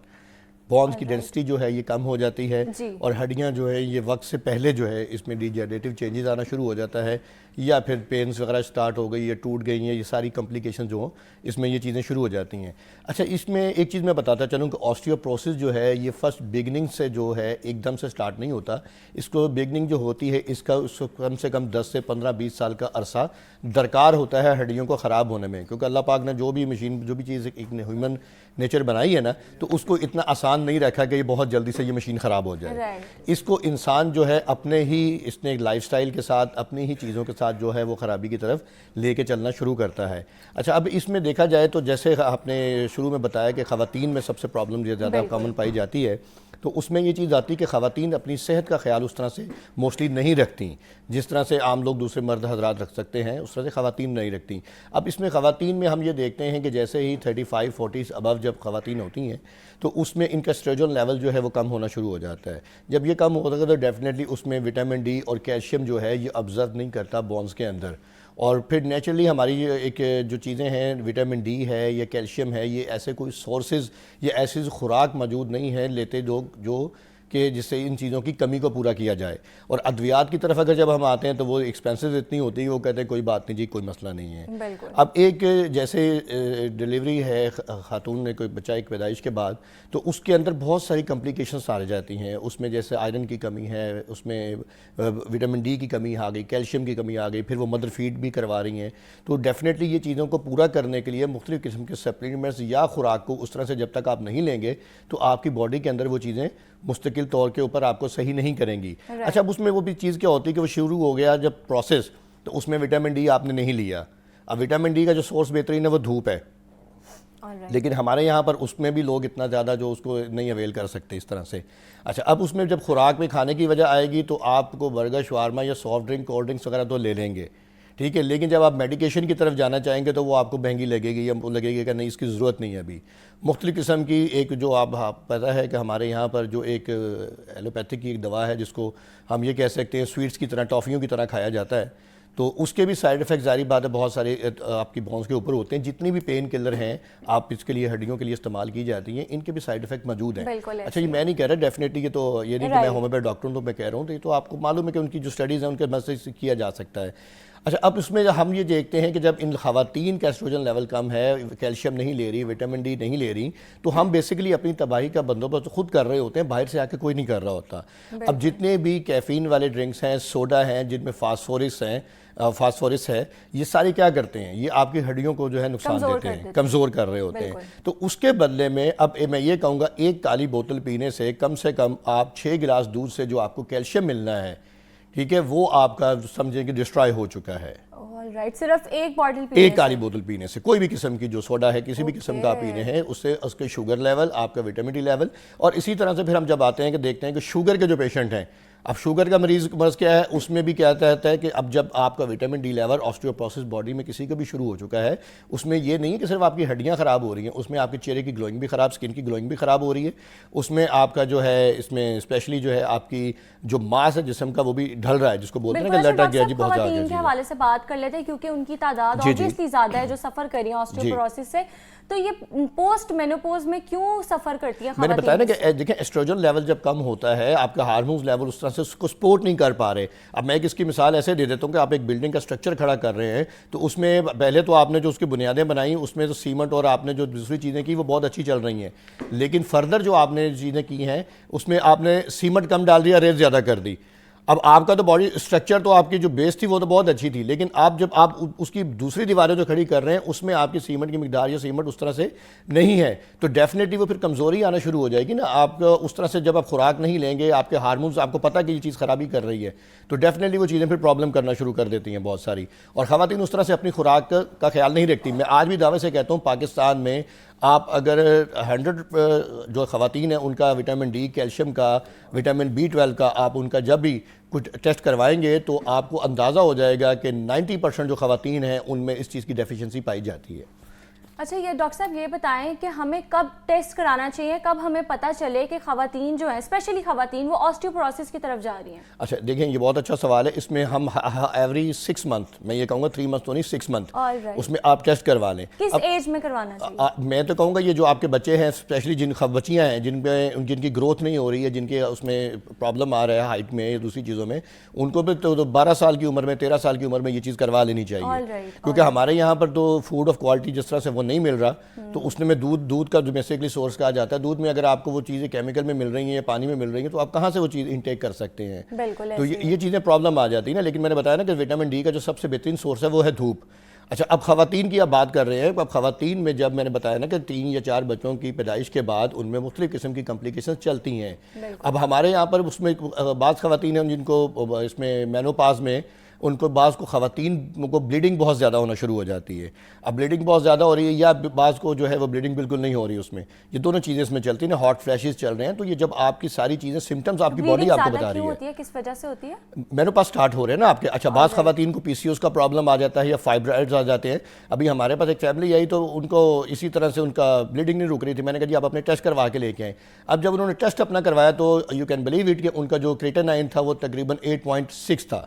ان کے گردے فیل ہو چکے تو انہوں نے نہیں پتا تھا, اور بلیڈنگ ان کو پچھلے 1 سال سے ہو رہی تھی. اب اس کے لیے مختلف قسم کے وہ ٹوٹکے ہیں یا کچھ چیزیں ایسی بتا رہی ہیں جس کو وہ لے رہی ہیں, لیکن وہ فائدہ نہیں ہو پا رہا. اب جب بلیڈنگ ایک چیز کی ہوتی جا رہی ہے, وہ چاہے آپ کی کسی بھی قسم سے بلیڈنگ ہے, موسٹلی خواتین میں اس میں بواسیر کے بھی پرابلم آ جاتے ہیں, یہ دوسرے آ جاتے ہیں, تو اس کی وجہ سے بھی جو کڈنی فیلئر ہے یا آپ کی جو ہڈیاں ہیں اس میں بہت زیادہ اثر انداز ہوتی ہیں. مطلب کافی خطرناک ہے, کافی خطرناک ہے. اب مجھے یہ چیز دیکھیں نا کہ اب ہمارے یہاں پر جو مسالہ جات یا جو بھی ہمارا یہ جنک فوڈ ہے بیسیکلی اس نے تباہی پھیری ہوئی ہے. آپ اس طرح طرح سے وہ چیزیں نہیں لے رہی. بہت زیادہ لوگ اسموکنگ کرتے ہیں یا خواتین کرتی ہیں, یہ الکوہل کا استعمال کرتے ہیں, یہ دودھ نہیں پی رہے, یا سبزیاں گرین ویجیٹیبل جو ہیں یہ ہیں, کھجور بہترین سورس ہے. یہ چیزیں جب نہیں کھائیں گے تو ڈیفینیٹلی آپ کی چیزیں اس میں خرابی کی طرف لے کے جائیں گی. اب ساسز ایسی جو تیار کی جا رہی ہیں جس میں ہم یہ مائنیز کہہ رہے ہیں یا دوسری چیزیں کہہ رہے ہیں مختلف قسم کی, اس میں کون سے آئل استعمال کیے جا رہے ہیں, اس میں کون سی ایسی چیزیں جو آپ کی ہیلتھ کے لیے بینیفٹ ہیں, ہیلتھ کے لیے بینیفٹ چیز ہم نے استعمال کرنی ہے نا. تو خواتین تو اس طرح سے اب کمر درد, اب سروائکل اسپونڈولائسس ہے, اب آسٹیوپروسس کی چیزیں آ گئی نا ساری. یہ اب سروائکل کی اگر آپ کے گردن کے مورے خراب ہو گئے ہیں, ابھی ہم یہ میں دعویٰ تو کسی چیز کا نہیں کرتا, لیکن اب خواتین کی موسٹلی جو پرابلم کر رہے ہیں کہ ہمارے کل 3 ایسے پیشنٹ میرے پاس تھے جن کو صرف یہ تھا کہ جی ورٹیگو ہے, اور ورٹیگو کے لیے دنیا بھر کی وہ دوائیاں استعمال کر رہے ہیں, لیکن جب تک وہ لے رہے ہیں اس ٹائم ٹھیک ہے, جب چھوڑ دی تو پھر اسی طرح سے ہے. اچھا, جو میں نے یہ بھی سنا ہے کہ اگر آپ کا پوسچر خراب ہو پورا دن آفس پہ بیٹھنے سے, اس وجہ سے بھی کاز ہوتا ہے آسٹیوپروسس, کیا یہ سچ ہے؟ نہیں دیکھیں, کاز اس کی وجہ اب آپ کی جیبس میں اس میں موبلٹی اتنی ہے کہ اس چیز کو آپ سٹینڈ نہیں کر پا رہے. اب ایک چیز نے بندہ انہیں بیٹھنا ہی اس طرح ہے ساری دن جھک کے, تو ڈیفینیٹلی وہ پوسچر تو خراب ہوگا اس کا. اب پوسچر خراب ہونے کے ساتھ ساتھ اس میں کیونکہ اس کی طاقت اتنی نہیں تھی کہ وہ جب سیدھا ہو کے بیٹھے تو وہ چیز اپنی واپس آ جائے. اب آپ ایک چیز کو جب اب دیکھیں, موبائل فون آنے سے پہلے گردن کے اتنے مسائل نہیں تھے, چکر اتنے مسائل نہیں آتے تھے لوگوں کو. اب گردن کی جو مورے ہیں آسٹیوپروسس کی وجہ سے یہ بھی نرو جو ہے کمپریس ہونا شروع ہو جاتی ہیں. سروائکل اسپونڈولائسس, گردن کا درد جو ہے انتہائی خطرناک ہے, جس کے لیے اتنی موسٹلی آپریشن بھی لوگ نہیں کرواتے اور نہ کیے جاتے ہیں اس میں. تو ہومیوپیتھی میں اس کا بہترین دوائیاں اور بہترین علاج موجود ہے. لیکن میں پھر وہی چیزیں بتا رہا ہوں کہ ہمارے یہاں پر آسٹیوپروسس میں پوسچر جو ہے یہ بہت زیادہ, جب سے پوسچر موبائل فون آیا ہے, سیل فون, آپ کا اسکرین ٹائم بڑھا ہے, آپ کے گردن کے جو مسلز ہیں یہ خراب ہونا شروع ہو گئے ہیں, ہڈیاں جو یہ خراب ہونا شروع ہو گئی ہیں. اسی طرح جب لمبر سپائن کی طرف ہم آتے ہیں تو اس میں بھی یہ چیز ہے کہ بیٹھنے کی عادت نہیں ہے, کہ لوگ جو ہیں وہ اپنے پیٹ کے اوپر بھی بیٹھتے ہیں, یوں اکٹھے ہو کے بیٹھتے ہیں, اپنی لمبر سپائن کے اوپر اس طرح سے نہیں بیٹھتے. تو جب آپ لمبر سپائن کے اوپر بیٹھنے کی اپنی ہیبٹ کو آپ چینج کریں گے تو ڈیفینیٹلی آپ کی وہ چیزیں بھی بہتر کی طرف جانا شروع ہو جاتی ہیں. اچھا ڈاکٹر صاحب یہ بتائیں کہ کیا یہ جینیٹک ہو سکتا ہے کہ اگر ماں کو ہے تو آگے سے اولاد کو بھی ہو؟ جی بالکل, یہ چیزیں ہیں جی, جینیٹک یہ چیزیں آ رہی ہیں. اس میں جیسے ریومیٹک آرتھرائٹس ہے, اس کے بعد اس میں ہمارے جو ہے گینٹھیا بہت ایک مشہور بیماری ہے خواتین میں, جس میں جوائنٹ جو ہیں یہ ڈی شیو ہو جاتے ہیں, اس میں ان کی جو شکل ہے یہ چینج ہو جاتی ہے جوڑوں کی, اسپیشلی چھوٹے جوڑوں کی. اچھا, اس میں ایک چیز اور اس میں ایڈ کرتا چلوں, جو خواتین اپنے وزن کو کنٹرول نہیں کر پاتی تو ڈیفینیٹلی وہ بھی چیزیں جو ہیں ان کے لیے پرابلم کرتی ہیں. اب آپ کو دیکھیں, اب آپ کا وزن اگر 55 یا 60 kg ہے, ابھی جو اب آپ 85 یا 90 kg اگر آپ ویٹ لے جائیں گے تو ڈیفینیٹلی آپ کی تو ہیومن جو ڈیزائن کی ہے وہ ایک بندے کی ہے. اب آپ 2 بندوں کو جب گود میں اٹھا رہے ہیں, یا ایک بندے کا اور وزن ایکسٹرا پورا دن آپ اٹھا بھی رہے ہیں, اسی کے سو رہے بھی رہے ہیں, واش روم بھی جا رہے ہیں, کھا بھی رہے ہیں, تو وہ کیا ہوگا کہ آپ کے پوسچر کے اوپر ایک تو ویسے کمزوری وٹامن ڈی کی آ گئی, کیلشیم کی کمی آ گئی, آسٹیوپروسس کا پرابلم چل رہا ہے, اوپر سے وزن بڑھا لیا, تو پھر وہ کیا چیز ہوتی ہے کہ وہ جلدی سے ملٹیپل پرابلم کیا ہوتی ہے. سب سے پہلے پاکستان میں سب سے زیادہ جو پرابلم آ رہا ہے وہ گھٹنوں کا آتا ہے, کہ آپ کے گھٹنے جو ہیں جی نی ریپلیسمنٹ کروا لیں جی جا کے. کیا یہ جینیٹکلی ٹرانسمٹ ہو سکتی ہے؟ جی تو آپ بتا رہے تھے بالکل ہو سکتی ہے اور کافی خطرناک ہے. اچھا مجھے یہ بتائیں کہ کون سی ایسی 3 یا 4 غلطیاں جو ہم اپنی ڈیلی روٹین میں کر رہے ہیں جس کی وجہ سے آسٹیوپروسس ہو رہا ہے, یا اس کا خطرہ ہو سکتا ہے؟ جی خطرہ تو دیکھیے ہر ٹائم موجود ہے. میں نے بتایا نا کہ اللہ پاک نے جو ڈیزائن کیا ہے ہیومن باڈی کو وہ بہترین کیا ہے.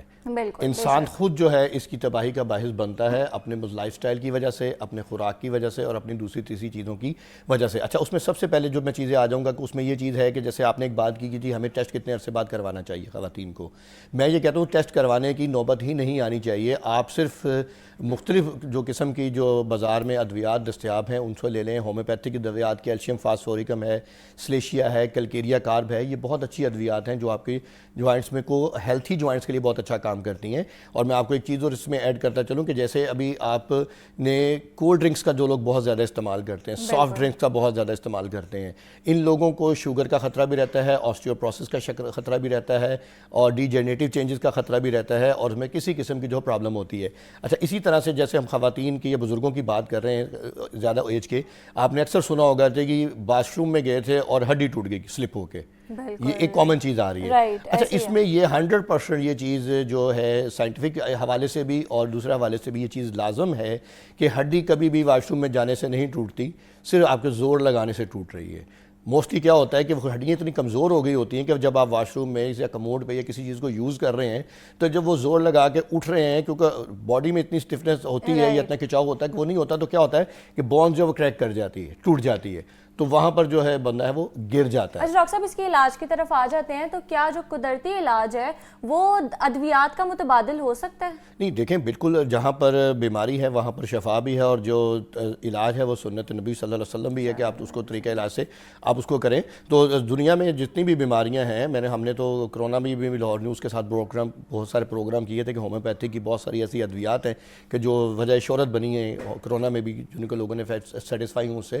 تو آپ اس میں ہمارے ہومیوپیتھک میں بہت اچھی ایسی ادویات موجود ہیں جس سے آپ اس میں کیور بھی کر سکتے ہیں اس کو، اور کیئر بھی کر سکتے ہیں، دونوں چیزوں میں ہے کہ ہم اس میں دوائیاں دی جا سکتی ہیں اس میں۔ اچھا میں آپ کو ایک بڑی اچھی اس میں بات بتا دوں، دیکھیں لوگ تو مختلف قسم کے دعوے کرتے ہیں نا جی کہ آپ پین ہے یا ایسی چیز ہیں، تو چند ایک ادویات کے سالٹ، جس کو میں نام دوں گا، ادویات تو نہیں، چند ایک سالٹ دوسرے طریقہ علاج میں ایسے موجود ہیں کہ جن کو آپ نے چاہے وہ آپ کے سر کی ہڈی ہے یا آپ کے پاؤں کی ہڈی ہے، دونوں کے لیے ایک پین کلر ایک ہی قسم کی ہے جس نے کام کر رہی ہے، اس میں کیلشیم ہے۔ اچھا ہومیوپیتھک میں چیز آتی ہے کہ آپ کے اگر تو گردن کے مورے ہیں، ٹھیک ہے، آسٹیوپروسس کی وجہ سے آپ کے گردن کے مورے ہیں یا آپ کے کلائی ہے، رسٹ ہے، آپ کے گھٹنے ہیں یا آپ کا ٹخنا ہے یا آپ کے لمبر سپائن ہے کسی بھی پیشنٹ کی، تو ہر ایک کی دوا جو ہے وہ ہومیوپیتھک میں الگ سے ہوگی۔ یہ بڑا خوبصورت ایک ہومیوپیتھک ہے جو ایک چیزیں ہیں کہ ہر دوا، ہر جگہ کی، ہر جوائنٹ کی، ہر پارٹ آف باڈی کی دوا الگ ہے، اس میں ہم جو الگ سے دی جا سکتی ہیں۔ اب اس میں ہمارے کیلشیم فاسفورکم ایک بہترین دوائی ہے کہ جو ہم اس میں ہومیوپیتھک میں جو بونز ہیں، اور ہمارے جو پاکستان کے ایک لیڈنگ ایلوپیتھ ہیں، سرجن بھی ہیں، بڑا نام ہے ان کا، میں یہاں پر نام نہیں لیتا بھی، تو وہ بھی ہماری ہومیوپیتھک ادویات استعمال کرتے ہیں، اور وہ اپنے ان پیشنٹس کو ہماری وہ دوائیں، اس میں میں ان کی دوائیں لکھ دیتا ہوں جو ان کے پرسکرپشن پہ باقاعدہ لکھی ہوتی ہیں، یہ گھرکی ہاسپٹل کو بھی وہ کر رہے ہیں سارے، تو اس میں کیلشیم فاسفورکم اور سیمفائٹن 3X، یہ ہماری دو دوائیں ہیں کہ جن لوگوں کی ہڈیاں ٹوٹ جاتی ہیں اور جلدی جو ہیل اپ نہیں ہو رہی یا وہ جڑ نہیں رہی، تو اس میں وہ دوائیاں دی جاتی ہیں جو کہ بہت اچھا میجیکلی کام کر رہی ہیں۔ میں ان کی بات کر رہا ہوں جو پاکستان کے دنیا ٹاپ کے جو ہمارے ٹھیک ہے، آسٹیوپروسس کے حوالے سے ہم بات کر رہے تھے کہ ہومیوپیتھی میں اس کا کیا علاج ہے اور کتنا کارآمد ثابت ہو سکتا ہے۔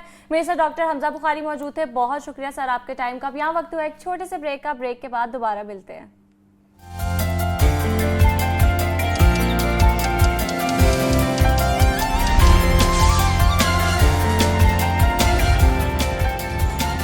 Welcome back. اب آگے بڑھتے ہیں اور ایک امپورٹنٹ ٹاپک ڈسکس کر لیتے ہیں۔ پاکستان میں کم عمری کی شادی ایک سنجیدہ مسئلہ بنتا جا رہا ہے جس کا اثر نوجوانوں اور خاص طور پر لڑکیوں پر زیادہ پڑ رہا ہے۔ گیلپ پاکستان نے اپنی ایک حالیہ رپورٹ میں یہ انکشاف کیا ہے کہ پاکستان میں 15 سے 19 سال کی عمر کا ہر 10 میں سے تقریباً ایک نوجوان شادی شدہ ہے، جس سے کم عمری کی شادی کے مسئلے کی سنگینی ظاہر ہوتی ہے۔ رپورٹ میں مزید یہ کہا گیا ہے کہ ملک میں کم عمری کی شادی کی شرح تقریباً 10% ہے، جبکہ لڑکیوں میں یہ شرح 15% تک ریکارڈ کی گئی ہے۔ پاکستان میں دیہی علاقوں میں کم عمری کی شادی کا رجحان شہری علاقوں کے مقابلے میں زیادہ ہے، اور پاکستان میں کم عمری کی شادی کے حوالے سے لڑکیاں زیادہ متاثر ہو رہی ہیں، اور قومی سطح پر 15 سے 19 سال کی عمر کی تقریباً 15% لڑکیاں شادی شدہ ہیں، اور پنجاب میں شادی کے لیے کم سے کم عمر 16 سال ہے۔ اور اگر اسلام آباد کی بات کی جائے تو اسلام آباد کی حدود میں شادی کے لیے جو چائلڈ میرج ریسٹرینٹ ایکٹ 2025 میں منظور کیا گیا ہے، اس پر مذہبی طبقے کو شدید تحفظات ہیں۔ اور آج کا موضوع یہ ہے کہ 18 سال سے کم عمر میں شادی کے طبی اور سماجی نقصانات کیا ہیں، اور اس میں اسلامی نقطۂ نظر کیا کہتا ہے، اور پنجاب کے حوالے سے بھی بات کر لیتے ہیں کہ اس میں شادی کے لیے 16 سال کی عمر کی حد ہے اور واضح قوانین سازی نہیں کی گئی، اور کیا اس پر دوبارہ قانون سازی ہونی چاہیے۔ ہمارے ساتھ لائر بھی موجود ہیں، اسلامک اسکالر بھی موجود ہیں۔ السلام علیکم، ویلکم ٹو جاگو لاہور، کیسے ہیں آپ؟ وعلیکم السلام ورحمۃ اللہ وبرکاتہ۔ اچھا قرۃ العین، آپ سے سٹارٹ کرتے ہیں کہ سب سے پہلے تو یہ بتائیں کہ جو ابھی ایکٹ آیا 2025 چائلڈ ریسٹرینٹ ایکٹ، اس میں بتائیں کیا نئی شکیں آئی ہیں اور اس میں لوگوں کو اتنے تحفظات کیوں ہیں؟ بسم اللہ الرحمن الرحیم۔ نور السحر، سب سے پہلے تو میں یہ بتانا چاہتی ہوں کہ ہمارے پاس پہلے بھی ایک قانون موجود تھا، چائلڈ میرج ریسٹرین ایکٹ، جس کے مطابق لڑکیوں کی شادی کی عمر 16 سال تھی قانون کے مطابق، اور لڑکے کی عمر 18 سال تھی۔ اب اس میں جو ہے یہ ایکوالٹی کے اگینسٹ ہے، ٹھیک ہے۔ ہم ہر وقت میں چونکہ لائر ہوں تو میں ہمیشہ کانسٹیٹیوشن کو لے کے بات کرتی ہوں، لا کو لے کے بات کرتی ہوں۔ تو کانسٹیٹیوشن جو ہے ہماری ایک کانسٹیٹیوشنل کلاز ہے ایکوالٹی آف جینڈر، ٹھیک ہے، جس میں سب جو جینڈرز ہیں ان کو ایکول اپرچونٹیز پرووائڈ کی جائیں گی. تو اس کے تحت پھر جب لڑکیوں کی کم عمر میں شادی کی جاتی تھی تو اس کے بہت سارے نقصانات تھے، جس میں ان کی ایجوکیشن جو ہے وہ انکمپلیٹ رہ جاتی تھی، ان کے ہیلتھ کے معاملات تھے اور باقی اور بہت سارے سوشل پرابلمس تھے. تو اس پہ ہائی کورٹ نے جو ہے وہ ایک ججمنٹ دی 2024 میں، اس کے اکارڈنگلی اس کو پنشیبل بنا دیا گیا. اور اس میں جو چیزیں شامل کی گئیں، سب سے پہلے تو یہ کہ جو بھی بندہ اس کی فیملی میں اس کی بیٹی ہے، اس کا بیٹا ہے، یعنی کہ لڑکے کی فیملی اور لڑکی کی فیملی، اس میں موجود نکاح خواں یعنی کہ اس شادی میں جو شامل ہوگا، اس نکاح کو جو کروائے گا، اور جو باقی رشتہ دار ہوں گے وہ سب جو ہیں وہ اس میں انوالو ہوں گے. تو اس کو پنشیبل بنایا گیا. اس کی سزا رکھی گئی ہے 3 سال اور اس میں 2 لاکھ تک جرمانہ ہو سکتا ہے. تو کیا اس پہ عمل بھی ہو رہا ہے؟ اس پہ عمل کوشش تو کی جا رہی ہے. ہم پہلے بھی ہمیشہ اس پہ بات کرتے ہیں کہ جب بھی کوئی نیا لا بنتا ہے نا تو اس کی ایکسیپٹیبلٹی سٹارٹ میں بہت کم ہوتی ہے. With the passage of time acceptability بھی آتی ہے اس قانون کے لیے معاشرے میں، اور اس پہ عمل درآمد بھی شروع ہو جاتا ہے. آل رائٹ. اچھا یہ بتائیں کہ سب سے زیادہ کیسز کس طرح کے آ رہے ہیں؟ سب سے زیادہ کیسز جو ہیں وہ نکاح خواں کے اگینسٹ آ رہے ہیں کہ نکاح خواں جو ہے جیسے سم ٹائمز لڑکی کی عمر کم ہوتی ہے، 14 سال کی بچی کی شادی کر جاتی ہے، فیک سرٹیفکیٹس بنوا لیتے فیک ہیں، برتھ سرٹیفکیٹس بنوا دیے جاتے ہیں. اب اس کی جو بیسک ایشو ہے اس میں وہ یہ ہے کہ ہمارے پاس ڈیجیٹل برتھ سرٹیفکیٹس نہیں ہیں. پورے مطلب پاکستان میں جتنی بھی پاپولیشن ہے، جب بھی کوئی بچہ پیدا ہوتا ہے اگر اس کا ڈیجیٹل برتھ سرٹیفکیٹ ہو اور اس کا پورا ایک ڈیٹا گورنمنٹ کے پاس موجود ہو تو اس میں پھر فراڈ یا فیک برتھ سرٹیفکیٹ بنایا نہیں جا سکتا.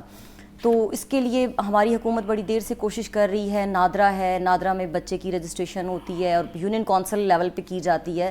تو اس میں اگر ڈیجیٹل برتھ سرٹیفکیٹس کا جو سسٹم ہے اس کو ریگولرائز کر دیا جاتا ہے تو پھر یہ جو ایج کم کروا کے شادیاں کروا دی جاتی ہیں یہ کیسز بہت ہی کم ہو جائیں گے. بالکل ایسے ہی ہے. اچھا فداء الرحمان صاحب آپ کی طرف آؤں گی. سب سے پہلے تو یہ بتائیں کہ اسلام نے کیا ایج مقرر کی ہے شادی کی اور کیا کم عمری کی شادی جائز ہے؟ بسم اللہ الرحمن الرحیم. انتہائی شکر گزار ہوں کہ آپ نے اس پروگرام میں مجھے شریک کیا ہے. رب العالمین صحیح کہنے اور صحیح کے مطابق عمل پیرا ہونے کی توفیق عطا فرمائے. بنیادی طور پر یہ ہے کہ سورہ آل عمران کی آیت طیبہ ہمارے لیے رہنما ہے. سورہ طلاق کے اندر بھی ہمیں اس حوالے سے رہنمائی ملتی ہے. دیکھیں قرآن نے جو اصول مقرر کیا ہے وہ عمر کے عدد کا لحاظ نہیں ہے بلکہ انسان کی فہم و فراست پر چھوڑ دیا ہے کہ یہ اصول فطرت ہے. وابتلوا الیتامی حتی اذا بلغوا النکاح. ان کے مال کب ان کو دینے ہیں؟ یعنی یتیموں کے جب وہ نکاح کی عمر کو پہنچ جائیں یعنی بالغ ہو جائیں. اب بالغ ہونا صرف جسمانی طور پر نہیں ہے بلکہ ذہنی طور پر بھی آدمی اس ذمہ داری کو نبھانے کے قابل ہو. بدقسمتی سے اس وقت مغربی طاغوتی یلغاریں جو ہیں ہمارے ہاں وہ بڑی عجیب و غریب قسم کی ہیں کہ آپ دیکھیں کہ اگر فیڈرل میں وہاں 18 سال کی عمر ہے، پنجاب میں 16 سال کی عمر ہے، تو یہ فرق کیوں ہے؟ یہ فرق کیوں کیا جا رہا ہے کہ 18 وہاں اور 16 یہاں؟ ہمارا یعنی سوال یہ بنتا ہے کہ ایک ہی ملک کے اندر 2 الگ الگ قانون کیوں ہیں؟ پھر اگر یعنی صوبہ سندھ کو دیکھا جائے وہاں قانون کیا ہے، صوبہ خیبر پختونخوا کو دیکھا جائے وہاں قانون کیا ہے؟ میرا کہنا یہ ہے کہ قرآن کریم نے یہ اصول دے دیا ہے کہ جب بچہ بچی جسمانی طور پر ذہنی طور پر اس ذمہ داری کو نبھانے کے قابل ہو جائیں تو پھر ان کا نکاح کروا دیا جائے. اور رہی بات کہ جو کم عمری میں نکاح جائز یا ناجائز والی یہ بات جو سوال آپ نے کیا ہے، قرآن کریم سورہ طلاق میں فرمایا واللہ لم یحضن کہ وہ بچیاں جو ابھی یعنی میں بہت ناپ تول کر یہاں بات کرنا چاہوں گا کہ میری بہنیں یہاں بیٹھی ہیں کہ کوئی ایسا لفظ نہ ہو جو آداب اور یعنی سماج میں شرم و حیا کے تقاضوں کے منافی ہو. میں اشارتاً یہ بات عرض کرنا چاہوں گا کہ بچیاں جو ابھی بلوغت کو نہیں پہنچی ہیں تو قرآن کریم نے ان کی طلاق یا ان کی عدت کا بھی ذکر کیا ہے. ظاہری سی بات ہے کہ عدت تبھی ممکن ہوگی کہ جب طلاق ہوئی ہو. طلاق تبھی ممکن ہے کہ جب پیچھے نکاح کا پروسیس ہوا ہو. تو جب اللہ جل وعلا نے یہاں یہ بیان کر دیا ہے کہ قبل از بلوغت بھی نکاح جائز ہے، نکاح جائز ہے، یہاں قرآن کریم کا یہ ہمیں ملتا ہے. لیکن اس آیت کے تناظر میں کوئی آدمی یہ نہ سمجھے کہ نوعمر بچیوں کو جو ہے نا وہ یوں ہی بیانے کا ایک سلسلہ شروع ہو جائے اور یہ ایک ایسا. یہاں ایک ہے کہ قرآن کی اجازت اور ایک ہے کہ معاشرے میں رواج کس چیز کا چل رہا ہے، معاشرہ اس کو کس طرح سے لے رہا ہے، کس طرح قبول کر رہا ہے. ایک ہے جائز ہونے کا حکم اور ایک ہے جو رواجن جو چیز چل رہی ہے. تو شریعت نے دونوں چیزیں بیان کر دی ہیں کہ نکاح جائز ہے، نکاح جائز ہے، اور پھر رخصتی تبھی ممکن ہوگی کہ جب وہ بچی بالغ ہو جائے، بالغہ ہو جائے، پھر اس کے بعد اس کی رخصتی بھی کروا دی جائے. جہاں ہم یہ کہنا چاہتے ہیں کہ جو گورنمنٹ آف پاکستان کی طرف سے نکاح خواں پر قدغن لگایا جاتا ہے کہ کم عمری میں اس نے نکاح کیوں پڑھایا ہے یا جو ہے نا فلاں فلاں فلاں کی بات، یہ ظالمانہ نظام ہے. ایسا نہیں ہونا چاہیے. ہاں اس بات کو یوں واضح کرنا چاہوں گا کہ اگر کوئی بچی اس کو بیاہ دیا جاتا ہے، کیونکہ شریعت تو یہ بھی اجازت دیتی ہے کہ جب وہ بچی بالغہ ہو جائے گی تو اس کو یہ اختیار حاصل ہے کہ میں اپنے اس نکاح کو برقرار رکھوں یا اس نکاح کو ختم کر دوں. یہ بھی میں واضح کر دوں. یہ نہیں ہے کہ اصل میں نا میں آپ کے توسط سے عرض کرنا چاہوں گا کہ سوسائٹی میں اس وقت المیہ یہ ہے کہ جاہلانہ رسومات اور رواجات ان کو شریعت کے کھاتے میں ڈالنے کی مذموم کوشش کی جاتی ہے، یا پگڑی داڑھی والا حلیہ دکھا کر جو ان کے یعنی غلط انداز ہوتے ہیں، ظالمانہ اقدامات ہوتے ہیں، ان ظالمانہ اقدامات اور رویوں کو شریعت کا لبادہ اڑا کر دکھانے کی کوشش کی جاتی ہے، جس کی وجہ سے معاشرے میں یہ جو ہے نا وہ عدم توازن دیکھنے میں آتا ہے کہ نہیں جی یہ ہو گیا، فلانا ہو گیا، فلانا ہو گیا. بات سیدھی سی ہے اور بڑی واضح سی ہے، اس میں کوئی راکٹ سائنس نہیں ہے. قرآن کریم میں جب یہ کہہ دیا وَابْتَلُوا الْيَتَامَىٰ حَتَّىٰ إِذَا بَلَغُوا النِّكَاحَ کہ نکاح تب کہ جب وہ بلوغت کی عمر کو پہنچ جائیں. اور میں نے شروع میں عرض کیا کہ بلوغت نام ہے ذہنی طور پر بھی اور جسمانی طور پر بھی. اب میں ایک اسپیشل چائلڈ کا بھائی ہوں. اس وقت میرا وہ بھائی تقریباً کوئی 23-24 برس کی عمر کو پہنچ چکا ہے. اب وہ پاکستانی قانون کے مطابق دیکھا جائے تو 18 برس اس کی عمر پوری ہو گئی ہے، اور ظاہری طور پر جسمانی طور پر اللہ نے اس کو خوبصورتی سے بھی نوازا ہے، صحت بھی ہے، سب کچھ ہے. لیکن کیا ہم اس کی شادی کروا دیں؟ نہیں. کیوں؟ کہ وہ جسمانی طور پر تو اس کی خوبصورتی، اس کی صحت نظر آتی ہے، لیکن مینٹلی طور پر وہ اس طرح سے اس کی صحت نہیں ہے جو اس عمر کے نوجوانوں کی ہوا کرتی ہے.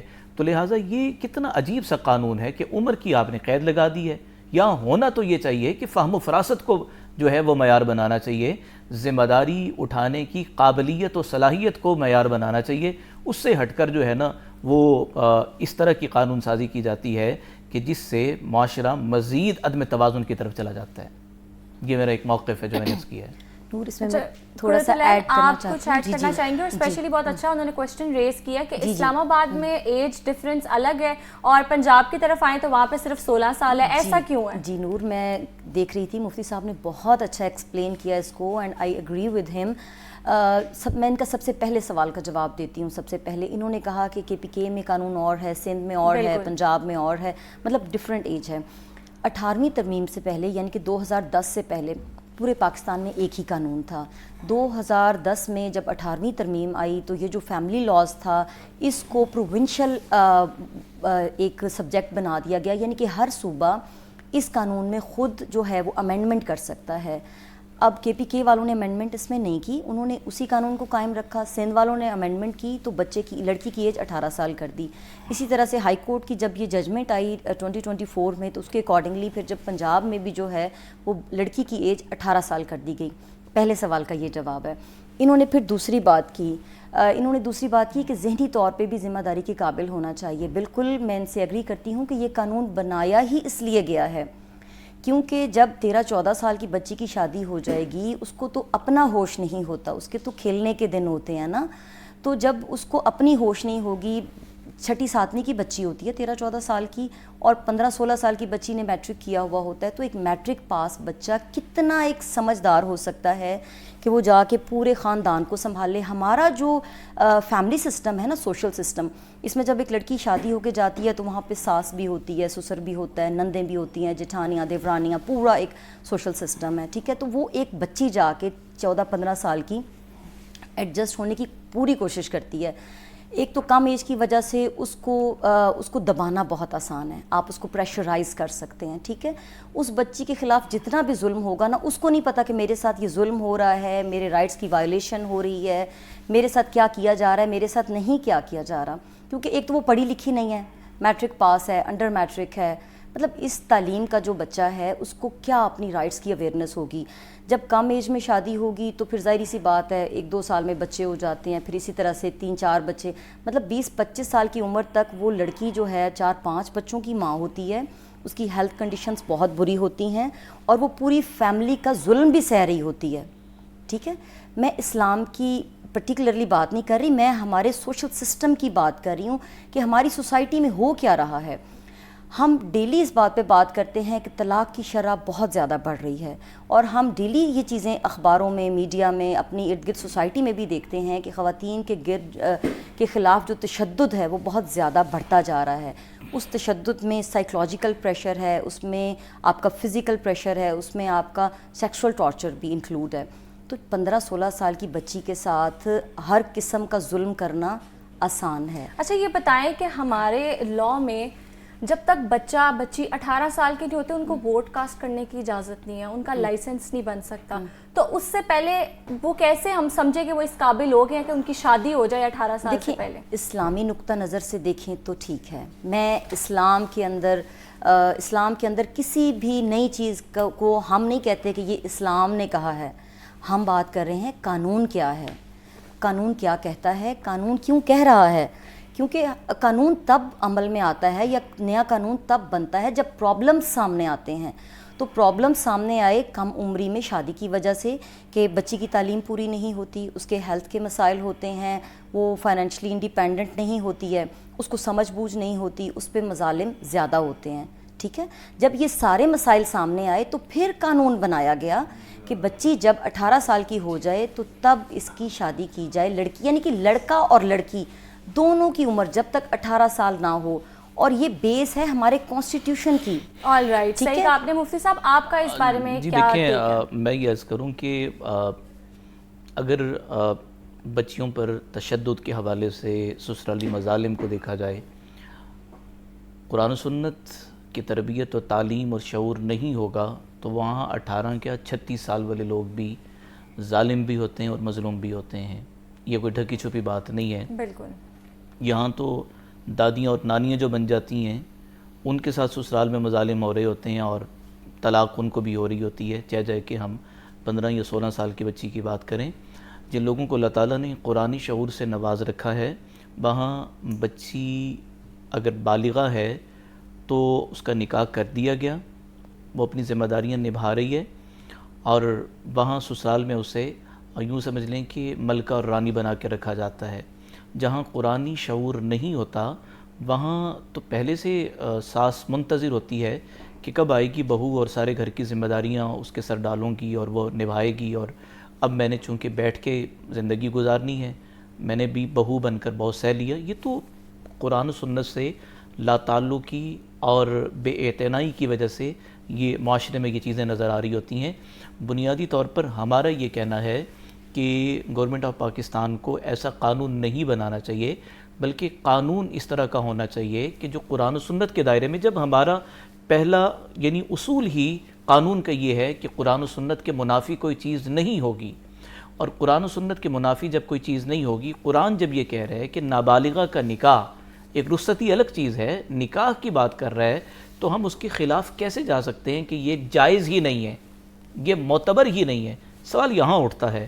ہم اس بارے میں یہ کہنا چاہتے ہیں کہ بڑی معتدل رائے یہ ہے اور بڑی صائب رائے یہی ہے، اور عقل و فطرت اور دانش کے تقاضوں کو پیش نظر رکھتے ہوئے یہ بات کہی جا سکتی ہے بڑے وثوق سے، بڑے اعتماد سے، کہ دیکھیں کہ میں نے شروع میں بات عرض کی تھی کہ بلوغت نام ہے جسمانی طور پر اور ذہنی طور پر. آپ یہاں یہ دیکھیں کہ نکاح کے موقع پر دولہے کے ذمے مہر کیوں ہوتا ہے کہ اس نے یہ رقم ادا کرنی ہے.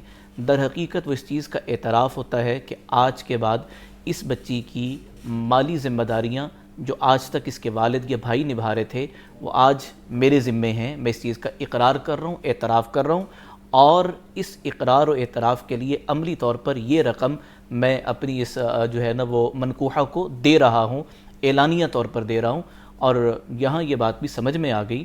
اور پھر وہی میں ایک بات دہرانا چاہوں گا کہ سسرالی مظالم وہ جہاں شعور نہیں ہوتا تو وہ 36 اور 40 میں بھی وہ لوگ باز نہیں آتے.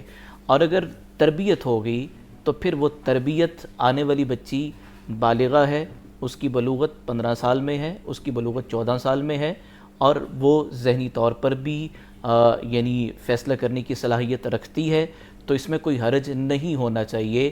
ہم مقرر نہیں کر سکتے, ہم طے نہیں کر سکتے کہ اس عدد تک آدمی باصلاحیت ہو سکتا ہے, اس عدد کے بعد نہیں. اب سوسائٹی میں کتنے سارے ایسے لوگ ہیں جو 25 اور 30 سال کی عمر میں بھی انہیں شعور اور آگاہی نہیں حاصل ہوتی, اور کتنے سارے وہ لوگ ہوتے ہیں جو 15-16 سال کی عمر میں ان کا دماغ, ان کی صلاحیت, ان کی جسمانی جو وضاقتہ ہے وہ دیکھ کے بندہ رشک کرتا ہے کہ یار اس کم عمری میں اللہ تعالیٰ نے اتنی صلاحیتوں سے نواز رکھا ہے, اتنی خوبیوں سے نواز رکھا ہے. تو آپ دیکھیں کہ بانی پاکستان قائد اعظم محمد علی جناح علیہ الرحمہ کم عمری میں ہی اللہ تعالیٰ نے ان سے بڑے بڑے کام لیے کہ یہ پاکستان بننے تک کا جو سفر تھا, یہ نہیں کہ قائد اعظم اپنی بڑی عمر میں آ کر جو ہے نا وہ کھڑے ہوئے, کم عمری میں ہی جو ہے وہ اس طرف گامزن ہوئے, اور پھر کرتے کرتے اللہ تعالیٰ نے ان سے کام لیا. اسی طرح سے تاریخ میں بہت سارے ایسے واقعات ہمیں ملتے ہیں. آپ پاکستان کے اندر دیکھیں کہ عرفہ کریم وہ 11 سال کی بچی تھی, آئی ٹی کے اندر اللہ تعالیٰ نے اسے کتنی صلاحیت سے نواز رکھا تھا. اس لیے یہ مثالیں کسی سے ڈھکی چھپی نہیں ہیں. یہاں ہم یہ کہنا چاہتے ہیں کہ فیصلہ بلوغت کے ساتھ اپنا یعنی ذہنی اور جسمانی فہم و فراست پہ جب ہم کر دیں گے تو انشاءاللہ کوئی مشکل نہیں ہوگا. باقی رہی بات اگر تعلیم کی, تو ہمارے ہاں دیہی علاقوں میں میٹرک تک کتنی بچیاں پہنچتی ہیں. ہمارے ہاں دیہی علاقوں میں شعور اور آگاہی آپ دیکھیں کہ شرح خواندگی کی حد کہاں تک ہے. وہاں تو ناخواندہ لوگ کثرت سے پائے جاتے ہیں. اور اگر شہر کی بات کی جائے, میں آپ کے توسط سے بڑے یقین سے کہہ سکتا ہوں کہ یہ اندرون جتنا یعنی آدھا لاہور اس طرف ہی آ جاتا ہے, وہاں آپ سروے کر کے دیکھ لیں کہ بچیوں کی تعلیمی حیثیت کیا ہے. بامشکل ان علاقوں میں, یہ پیچھے کے یعنی ہمارے یہ اندرون کے جو علاقے ہیں, یہاں بچیوں کا سروے کر کے دیکھ لیں, میٹرک یعنی آگے بیچلر تک پہنچنا تو بہت دور کی بات ہے, میٹرک تک بہت کم بچیاں ہوتی ہیں. اور یعنی تعلیم کی حالت یہاں پر یہ ہے, تو دور دراز کے پسماندہ علاقوں میں ہم کیا مطلب وہاں پہ کریں گے. اس لیے بنیادی طور پر ضرورت اس بات کی ہے کہ دیکھیں یہاں مسجدیں کثرت سے ہیں, علماء کثرت سے ہیں, ان کے دروس ہوں, ان کے بیانات ہوں, اور میڈیا کے توسط سے اویئرنیس ہو کہ یہ بچیوں کے حق ہیں, ان کی اور ان کے جو حقوق ہیں وہ جب تک ماں باپ کے گھر ہیں تو یہ بنتے ہیں, جب وہ سسرال جائیں گی تو ان کے حقوق یہ ہیں. یوں یہ معاشرہ گل گلزار بن سکتا ہے.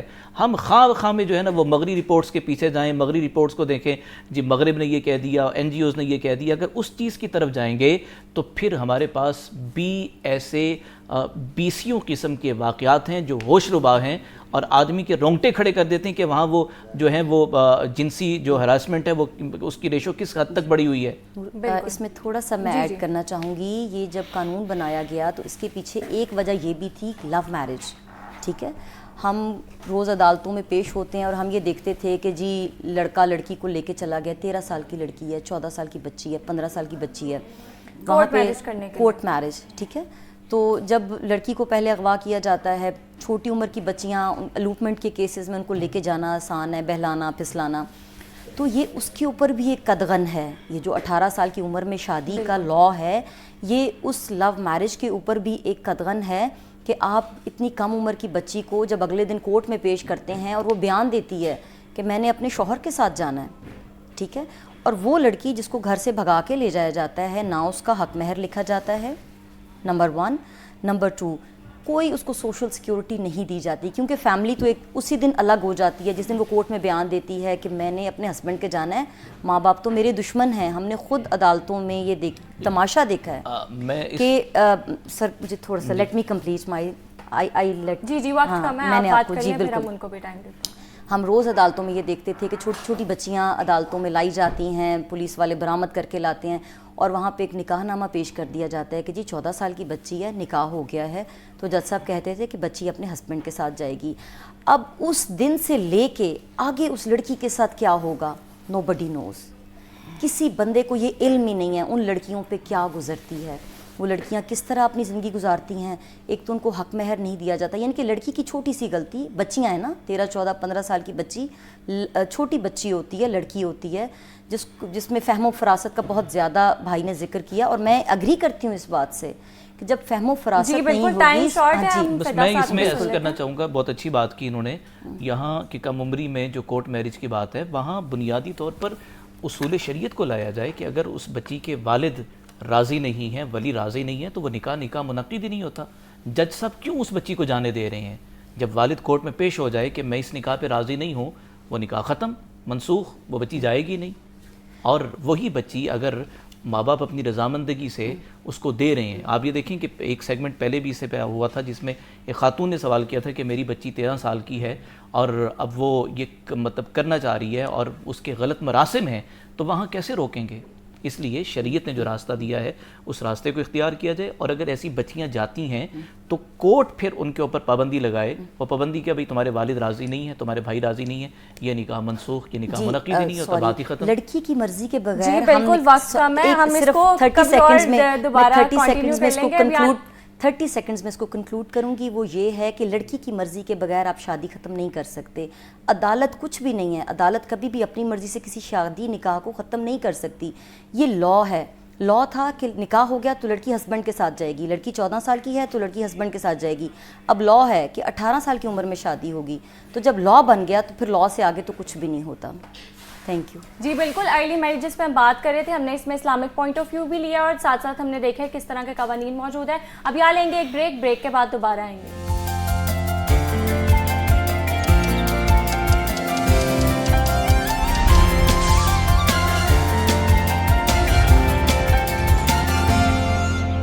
Welcome back. اب آگے چلتے ہیں اور تھوڑی فیشن ڈیزائننگ کے حوالے سے بات کر لیتے ہیں. موجودہ دور میں فیشن اب ایک عام شوق نہیں رہا بلکہ ایک باقاعدہ اور کامیاب پیشہ بن چکا ہے. فیشن ڈیزائننگ انسان کی کریٹیو ایبیلٹیز, انوویشن اور اس کے ڈفرینٹ ایستھیٹک سینس اور سکلز کو عملی شکل دینے کا ایک بہترین ذریعہ ہے. اور آج کے اس جدید زمانے میں social media, on line markets اور فیشن انڈسٹری تیز رفتار سے ترقی کر رہی ہے اور اس شعبے کو مزید وسعت بھی مل رہی ہے. اور خاص طور پہ خواتین کے لیے فیشن ڈیزائننگ ایک شعبہ ہے جس کے ذریعے وہ اپنی صلاحیتوں کو استعمال کرتے ہوئے نہ صرف اپنی پہچان بنا سکتی ہیں بلکہ معاشی طور پر بھی خود مختار ہو سکتی ہیں. اور آج ہم فیشن ڈیزائنر سے جانیں گے کہ فیشن کے شعبے کو بطور پروفیشن اپنانے کے کیا طریقے ہیں اور جو موجودہ دور ہے اس میں اس کا کتنا سکوپ ہے اسپیشلی خواتین کے لیے. ہمارے ساتھ موجود ہے سمن اسد. السلام علیکم, کیسی ہیں آپ؟ وعلیکم السلام, اللہ کا شکر, ٹھیک ٹھاک. اچھا, سب سے پہلے تو یہ بتائیں کہ فیشن ڈیزائننگ کو ایز اے کریئر کیا آج کل کے دور میں اڈاپٹ کرنا صحیح ہے؟ بالکل صحیح ہے, کیونکہ ضروریات زندگی میں سے ہے کپڑا, جیولری, مجھے لگتا ہے یہ ساری چیزیں جو ریلیٹ کرتی ہیں فیشن سے. اور مجھے ایسا لگتا ہے کہ جو لوگ جن کی اسٹیٹک سینس بہت اچھی ہوتی ہے ان کو بالکل اس فیلڈ میں ضرور آنا چاہیے. آل رائٹ. اچھا یہ بتائیں کہ کیا اس کے لیے پوری ڈگری ضروری ہے یا ہم کوئی کورسز بھی کر سکتے ہیں؟ دیکھیں, اس پہ ڈپینڈ کرتا ہے کہ آپ کی اسٹیٹک سینس کتنی اسٹرانگ ہے, آپ کتنے کریٹیو ہیں. جیسے آپ نے بھی انٹرو میں بولا, تو میرا خیال ہے کہ اگر میں اپنی بات کروں تو میں نے فیشن ڈیزائننگ بعد میں پڑھا ہے, میں فیلڈ میں پہلے آ گئی تھی. میں نے اپنے کریئر کا آغاز ایز اے جیولری ڈیزائنر کیا تھا, اور پھر مجھے لگتا ہے کہ اللہ تعالیٰ نے ایک راستہ بنایا ہوتا ہے اور پھر پیرنٹس آپ کا انٹرسٹ دیکھتے ہیں, اور مجھے لگتا ہے کہ پیرنٹس کو دیکھنا چاہیے اپنے بچوں کا انٹرسٹ کہ کس طرف جا رہا ہے. تو میں نے تو جرنلزم پڑھی ہوئی تھی, لیکن اس کے ساتھ ساتھ چونکہ میں ایز اے جیولری ڈیزائنر کام کر رہی تھی تو میڈیا مجھے بہت کیپچر کرتا تھا. تو پھر اللہ کی کرنی ایسی ہوئی کہ میں تو پھر میڈیا میں آ گئی ایز اے جرنلسٹ, اور اس کے ساتھ ساتھ جب میری فیشن کی ڈیزائننگ کا جو میرا کورس ہے, میں نے ڈگری نہیں لی ہوئی, میں نے کورس کیا ہوا ہے. یہ 2 سال کا کورس تھا, اور وہ اتنا ڈگری ہو جاتی ہے, آپ کو اتنے اچھے طریقے سے پریپیئر کر دیا جاتا ہے, اور خاص طور پہ اگر آپ پہلے سے پروفیشنل ہوں. اچھا یہ بتائیں کہ فیشن ڈیزائننگ میں کون سا اس ٹائم جو فیلڈ ہے وہ سب سے زیادہ چل رہی ہے, سب سے زیادہ اسکوپ ہے اس کا؟ دیکھیں اس وقت کپڑے ڈیزائن کرنے کی فیلڈ بہت اچھی چل رہی ہے. میں نے دیکھا بہت سارے ایسے لوگ جنہوں نے فیشن ڈیزائننگ پڑھی نہیں بھی ہوئی وہ بھی فیلڈ میں آ گئے ہیں. ہاں انہوں نے اچھا کام بھی کیا, انہوں نے بہت سارے ڈگری ہولڈرس کو نوکریاں دے دی ہیں, نام ان کا چل رہا ہے لیکن پیچھے کام کسی اور کا چل رہا ہے. لیکن میں ہمیشہ کہتی ہوں پلیز آپ نا اپنے جو آرٹیکلز ہیں یا آپ کا جو بھی لانچنگ ہے اس میں نا اس ڈیزائنر کا ضرور اپریشیٹ کیا کریں, آپ اس کی کریشن کو ضرور سامنے لے کر آیا کریں, کیونکہ اس سے جو ڈیزائنر ہے نا وہ ایک پختہ ڈیزائنر بنتا ہے, اس کو پتہ ہوتا ہے کہ یار مجھے کریڈٹ مل رہا ہے. تو میں یہ کہتی ہوں جتنے بھی برانڈ اونرز ہیں کہ پلیز آپ ٹھیک ہے آپ کا نام چل رہا ہے, ٹھیک ہے بڑے بڑے برانڈز ہیں, یو بیٹر نو دیٹ, لیکن میں کہتی ہوں جس کی کریٹیوٹی ہے نا اس کو ضرور آپ ہاں کریڈٹ دیں. آپ کچھ بھی کر سکتے ہیں, آرٹیکل کا نام رکھ سکتے ہیں, آپ اپنی لانچنگ میں اس کے نام سے کچھ کر سکتے ہیں. تو مجھے تو یہی لگتا ہے. آل رائٹ. اچھا یہ بتائیں کہ خواتین کے لیے کتنی اچھی ہے یہ فیلڈ؟ یا خواتین کی تو فیلڈ ہے مجھے لگتا ہے, ویسے تو میں یہ نہیں کہنا چاہتی کیونکہ اس کی ریزن یہ ہے کہ میں خاتون ہو کے میں نے مینس فیشن برانڈ میں ایز اے کریٹو ڈائریکٹر کام کیا ہے, ٹھیک ہے, میں نے ایک بہت بڑے چینل میں as a head of the department کام کیا. میں یہ نہیں کہہ سکتی, میں نے آدمیوں کے لیے بھی کپڑے سلیکٹ کیے, میں نے عورتوں کے لیے بھی. It's all about your aesthetic sense. آپ مرد ہیں یا عورت ہیں, آپ اگر کریٹو ہیں تو آپ دونوں فیلڈ میں جا سکتے ہیں. آپ دیکھیں ہم مارکیٹ جاتے ہیں کپڑا خریدنے, آگے تو ہمیں ایک میل بندہ ملتا ہے نا, دکاندار ملتا ہے, اور جس طرح وہ اپنی پروڈکٹ کو آپ کے پاس سیل کرتا ہے تو یہ اس کی کریٹیوٹی ہے. وہ آپ کو بتاتا ہے کہ آپ دیکھیں آپ پہ یہ کلر بڑا سوٹ کرے گا, آپ پہ یہ پرنٹ بڑا اچھا لگے گا. تو وہ اپنے ایکسپیرینس سے انسان سیکھ رہا ہوتا ہے بیسکلی. تو میں یہ نہیں کہہ سکتی کہ ایک مرد کر سکتا ہے یا ایک عورت اچھا کام کر سکتی ہے. مینس ویئر ہو یا وومنس ویئر ہو, ان میں ڈیزائنر میل بھی ہو سکتا ہے اور فیمیل بھی ہو سکتا ہے. Again it's all depend on aesthetic sense. اچھا یہ بتائیں کہ کوئی مشکلات بھی ہے جن کا خواتین کو سامنا کرنا پڑتا ہے اس انڈسٹری میں؟ دیکھو سب سے پہلے اب دیکھو نا جتنا کمپٹیشن ہے سب سے بڑا تو ہے بالکل ایسے مجھے لگتا ہے کہ آپ لوکل مارکیٹ کو بھی اچھے سے اپروچ کر سکتے ہیں اگر آپ کی اپنی کریٹیوٹی بہت اچھی ہے, آپ کو اپنی نالج ہے کہ آپ کس طریقے سے ایگزیکٹلی آپ ایگزیکٹلی. اچھا اگر کوئی ڈیزائنر ہے یا ڈیزائننگ پڑھ رہا ہے, فیشن ڈیزائننگ پڑھ رہا ہے, اس کے بعد وہ چاہتا ہے یا چاہتی ہے وہ اپنا برانڈ کھولے, تو فرسٹ اسٹیپ کیا ہونا چاہیے؟ فرسٹ اسٹیپ میرے خیال سے تو میں نے تو اپنا کام نا گھر سے اسٹارٹ کیا تھا, ٹھیک ہے, اور میں اپنے ہی آپ کو ایگزامپل دوں گی. میں نے کیا کیا تھا کہ میں ڈفرینٹ اسٹورز میں چلی گئی, میں نے جا کر ان سے بات کی تھی کہ آپ میرے ڈریسز, کیونکہ میں نے کرتا اور جولری وغیرہ شروع میں کرتی تھی, تو میں نے ڈفرینٹ برانڈس میں جا کر نا اپنے ٹیگز لگا کے سمنس کلیکشن کے, تو میں نے ڈفرینٹ اسٹورز میں رکھوا دیے. وہ DHA کو بھی میں نے کور کیا, ماڈل ٹاؤن لنک روڈ کو بھی, جو مجھے لگتا تھا کہ یہ وہ پوائنٹس ہیں جہاں پہ فٹ فال بہت اچھی ہے. تو ان کے بڑے بڑے اسٹور سے آپ کولیب کریں, جا کے ان کو کہیں کہ میں گھر بیٹھ کر یہ کام کر رہی ہوں یا کر رہا ہوں, تو آپ یہ میری چیز رکھ لیں. تو آپ کا وہاں سے نام شروع ہو جاتا ہے, آپ ڈسٹریبیوٹر بن جائیں. ڈسٹریبیوشن کے بعد اللہ تعالیٰ پھر آپ کے اندر خود ہی وہ ایبلٹی اور وہ پیسہ پیدا کرتا ہے کہ آپ کے آگے سورسز بڑھتے جاتے ہیں اور آپ ایک اچھا برانڈ کھول کے بیٹھ سکتے ہیں. بالکل. اچھا یہ بتائیں کہ آپ نے کیسے چوز کیا فیلڈ, جیسے آپ نے کہا آپ نے پہلے جرنلزم پڑھا, تو آپ اس سائڈ پہ کیسے آئی ہیں؟ اچھا میں آپ کو بتاؤں, بہت سارے لوگ جس طرح میڈیا میں کہتے ہیں نا میں حادثاتی طور پہ آ گیا, میرا ایسا کوئی سین نہیں ہے, میں حادثاتی طور پہ نہیں آئی. یہ میری ایستھیٹک سینس نا بچپن سے بڑی اچھی تھی.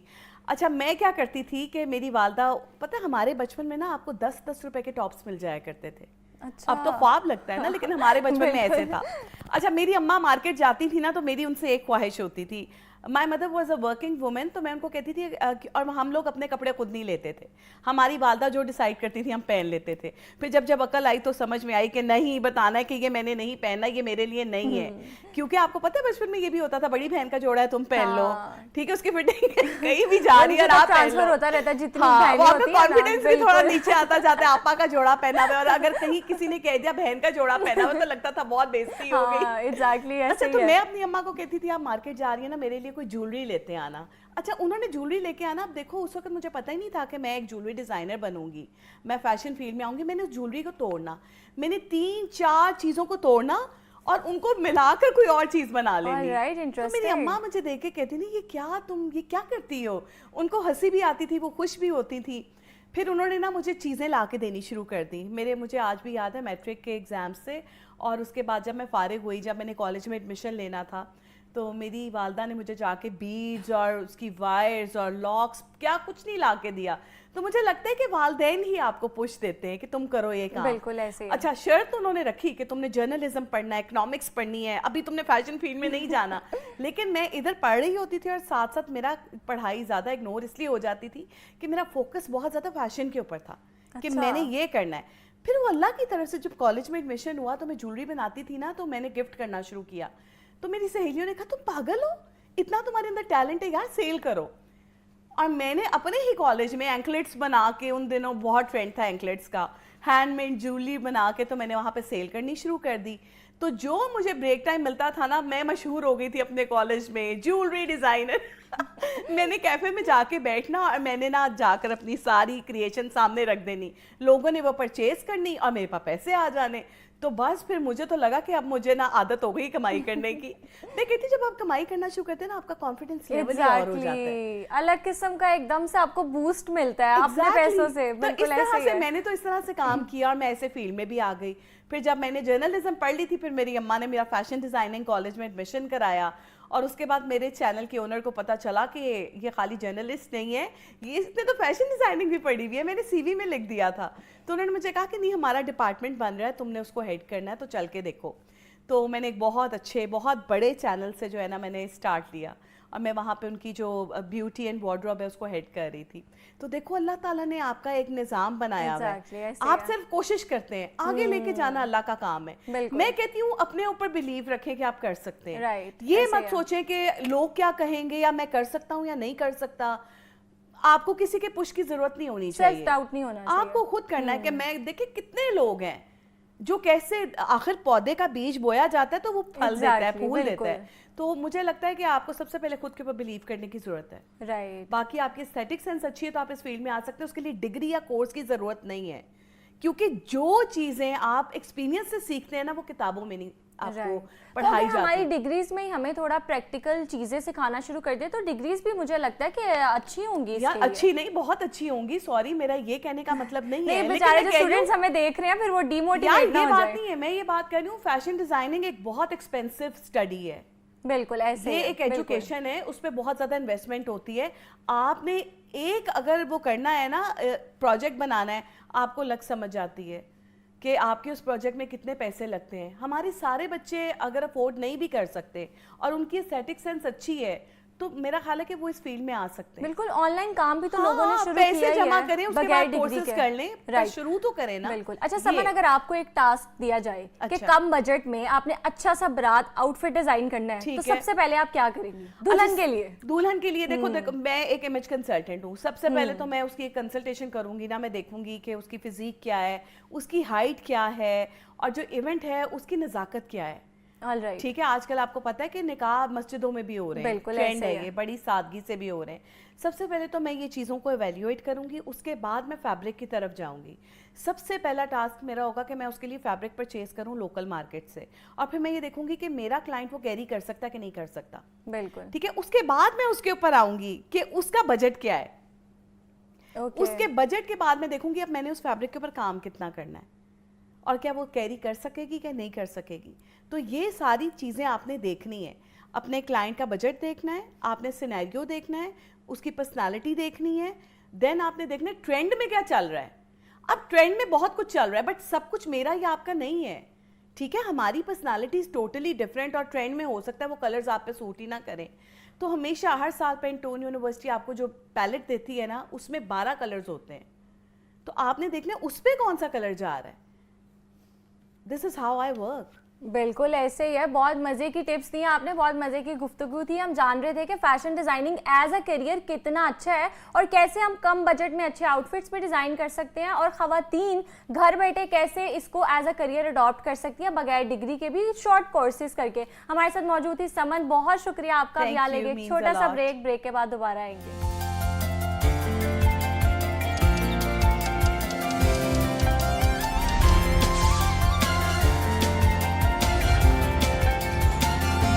Welcome back. اب आगे बढ़ते हैं और थोड़ा मेकअप के हवाले से बात कर लेते हैं। हमारे साथ मेकअप आर्टिस्ट मौजूद है जो कि हमें टिप्स देंगी मेकअप के हवाले से और स्पेशली सॉफ्ट ग्लैम मेकअप के हवाले से, जो कि आजकल काफ़ी ट्रेंड पे है। हमारे साथ famous makeup artist Ayesha Asif मौजूद है। अस्सलाम वालेकुम, कैसी हैं आप? वालेकुम अस्सलाम, बिल्कुल ठीक। आप लोग सुनाएं कैसे हैं? अल्लाह का शुक्र। अच्छा आयशा, सबसे पहले तो ये बताएं कि सॉफ्ट ग्लैम मेकअप होता क्या है और ये नॉर्मल मेकअप से कैसे डिफरेंट है? ये इसलिए डिफरेंट होता है कि इससे पहले आपकी स्किन का प्रेप करना बहुत ज़रूरी होता है। जितना अच्छा आपकी स्किन प्रेप होगी, उसका मॉइस्चर पूरा होगा, उसके सीरम्स, आपकी वन टोन होना ज़रूरी है। उसके ऊपर आप हल्का फुल्का जो भी मेकअप करोगे वो बिल्कुल आपका ग्लैम मेकअप, शाइनी, ग्लॉसी वैसी वाली लुक आएगी, जैसे कोरियन स्टाइल्स आजकल बड़ा जी इन हुआ है। उसके लिए बेसिकली आपकी स्किन का ही अच्छा होना ज़रूरी है। अगर आपकी स्किन अच्छी प्रेप नहीं होगी तो आपका मेकअप अच्छा नहीं स्टे करेगा। आपके पोर्स खुले हुए होंगे, आपकी मल्टीपल चीज़ें होंगी, आपकी रिंकल्स नज़र आ रही होंगी। उसके लिए आपने स्किन को हाइड्रेट करना, उसके अपने सीरम्स पूरे करना, उसका क्लिंस करना बहुत ज़रूरी है। तो कौन सा सीरम है जो आप पहले लगाती हैं मेकअप से? अगर आपकी ड्राई स्किन है बहुत ज़्यादा तो हम रिच मॉइस्चर जिसके अंदर थोड़ा ज़्यादा हाइलुरोनिक्स एंड नाइसिनामाइड्स, विटामिन सी, SPF कुछ भी आपका यूज़ हो रहा होता है। और अगर आपकी बहुत ज़्यादा ऑयली स्किन है तो हम जेल बेस्ड, आजकल बहुत अच्छे हाइलुरोनिक सीरम्स आए हुए हैं और जेल बेस्ड क्रीम्स आई हुई हैं, तो वो आप लगाओ उससे पहले मेकअप के, तो बहुत अच्छा आपका रिजल्ट जो है वो स्टे करता है। ऑलराइट, तो स्किन प्रेप करना कितना इंपॉर्टेंट है मेकअप करने से पहले? 100% स्किन प्रेप करना ही इम्पोर्टेंट है। अगर आपकी स्किन प्रेप नहीं होगी आपका मेकअप स्टे नहीं करेगा। आप जब तक अपनी स्किन को बहुत अच्छे तरीके से प्रेप करके लेके चलोगे, आप जो भी करोगे वो आपका इन्हेंस करेगा, आपके फीचर्स को इन्हेंस करेगा। आपकी असल ब्यूटी जो है वो आपकी स्किन ही है। अभी जैसे हमने इनको बहुत अच्छा मॉइस्चर्स लगाया हुआ था, इसकी बच्ची की स्किन बिल्कुल नॉर्मल टोन पे थी, इसके ऊपर हमने हाइड्रेटिंग सीरम भी लगाया है जिसमें हाइलुरोनिक, नाइसिनामाइड्स, हल्का सा SPF है क्योंकि डे मेकअप है, यूनिवर्सिटी गोइंग बच्ची है तो उसके सनस्क्रीन मस्ट हो जाता है। उसके बाद हमने इसकी स्किन को हल्का सा प्रेप किया, बहुत माइनर सा, जो भी आपको कंसीलर्स मिलते हैं आजकल, कुछ कंसीलर्स बड़े इन हुए हैं, उसके साथ आपने हल्का सा कंटोर या फेस को जो है आपने उसके साथ बैलेंस्ड किया है। जहाँ जहाँ पे आपको प्रॉब्लम्स फील हो रहे होते हैं उसको लगाने के लिए भी बहुत ज़्यादा नहीं है पहले, एग्जैक्टली बहुत ज़्यादा लगाने की ज़रूरत नहीं होती। हल्का हल्का सा थोड़ा सा लगा के कुछ पॉइंट्स के ऊपर हाईलाइट कर ले तो आप उसको, और फिर उसके बाद कोई भी स्पंज ले लो, उसके साथ टैप टैप मूवमेंट्स के ऊपर जो है या ब्रश के साथ आप उसको आगे लेके चल पड़ते हो। वैसे सॉफ्ट ग्लैम मेकअप बड़ा सटल सा होता है, राइट? बहुत सटल, और आपको पता भी नहीं चलता और सिर्फ स्किन ग्लो कर रही होती है और हल्का सा आपके इनहेंस हो रहे होते हैं फीचर्स वगैरह, जिसमें आपके डार्क सर्कल्स नज़र नहीं आ रहे होते, कंसील हो जाते हैं, जिसमें आपकी रात की नींद हर चीज़ गुम हो जाती है। बिल्कुल, और अक्सर अनइवन स्किन टोन भी बहुत ज़्यादा हो जाती है, स्पेशली स्टूडेंट्स जो यूनिवर्सिटी जाती हैं, ऑफिसेज जाती हैं, सनस्क्रीन नहीं लगाती हैं, सनस्क्रीन लगाती भी हैं तो फिर भी उनकी अनइवन स्किन टोन हो जाती है। उसकी सबसे बड़ी रीज़न होती है कि जो यूनिवर्सिटी गोइंग बच्चियाँ होती हैं उनके लिए ना मैनेज करना बहुत मुश्किल होता है, वो यूनिवर्सिटीज़ के काम करें या, लेकिन उनके लिए सबसे ज़रूरी होता है कि वो सिर्फ अपनी स्किन की केयर करना शुरू कर दें। रात को जो है वो एक प्रॉपर क्लिनस कर लें, उसके साथ फिर जो भी मॉइस्चराइज़र है उनकी अकॉर्डिंग द स्किन जा रहा हो वो उसको लगाना शुरू कर दें, तो उससे बहुत फ़र्क पड़ जाता है।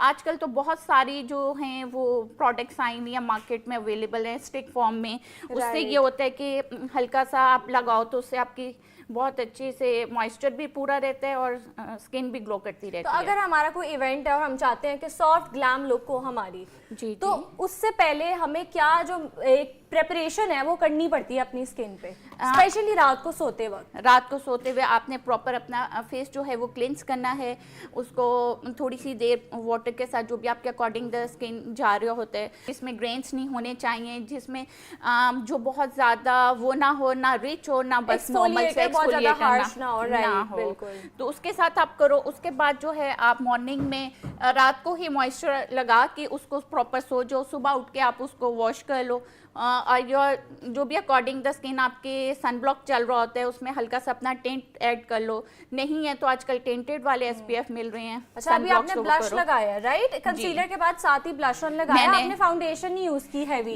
नहीं, मैंने बिल्कुल फाउंडेशन हैवी यूज नहीं की, बिल्कुल हल्का सा कंसील करने के बाद किया है। इसी तरह ये ब्लश के आजकल स्टिक फॉर्म्स में आए हैं, बहुत ग्लोई लगते हैं, बहुत ग्लोई। उसके साथ पाउडर फॉर्म्स के साथ भी कर सकते हो, इसके साथ भी कर सकते हो, ये आप पे डिपेंड करता है। आपको मैंने दोनों तरीकों से लगा के बता दिए। इसका इफेक्ट अलहदा से ग्लो में आता है, पाउडर फॉर्म का इतना रिच नहीं आता, लिफ्टेड लुक आती है। अब जिस तरह ये यूनिवर्सिटी की बच्ची है तो इसको मैंने आगे चीक्स तक नहीं लेके गई हूँ, इसको मैंने सिर्फ ये इसका जो आई है इस बॉल के नीचे तक रखा है ताकि ये अच्छी और ड्रूपी ना लगे, और ड्रूपी ना लगे और लिफ्टेड लुक आए। और फिर यही वाला जो ब्रश होता है इसी को लेके आप हल्का सा चीक्स पे, नोज की टिप के ऊपर कर लो लास्ट में, अगर आप करना चाह रहे होते हो, या जैसे इस बच्ची ने यूनिवर्सिटी जाना है या कुछ करना होता है तो इसी को हम ब्रश को ही लेके आप हल्का सा आई के ऊपर कर लो। ओके, एक प्रोडक्ट से सारा मेकअप कर लिया, एक ही प्रोडक्ट से सारा मेकअप। राइट, ये तो बड़ी अच्छी चीज़ है उन लोगों के लिए जो अफोर्ड भी नहीं कर सकते, स्पेशली स्टूडेंट्स, कि वो 2-3 प्रोडक्ट से इतना अच्छा मेकअप कर सकते करके आप लोग डेली बेसिस के ऊपर यूनिवर्सिटीज जा रहे हो, आपकी प्रेजेंटेशंस हैं, आपकी बहुत अच्छी एक प्रेजेंटेबल सिचुएशंस होती हैं, तो उसमें आप अपने एक कोई भी आपके पास होता है, आप अपने हैंडबैग में कैरी करो और उसको ले जाओ। एक कंसीलर, एक ब्लश, लिपस्टिक्स आप लोगों के चल रहे होते हैं। इसके बाद हम लोग इसको जो है, अगर तो आप हाइलाइटर्स यूज करना चाहते हो तो फिर तो आप हाइलाइटर्स लगा सकते हो।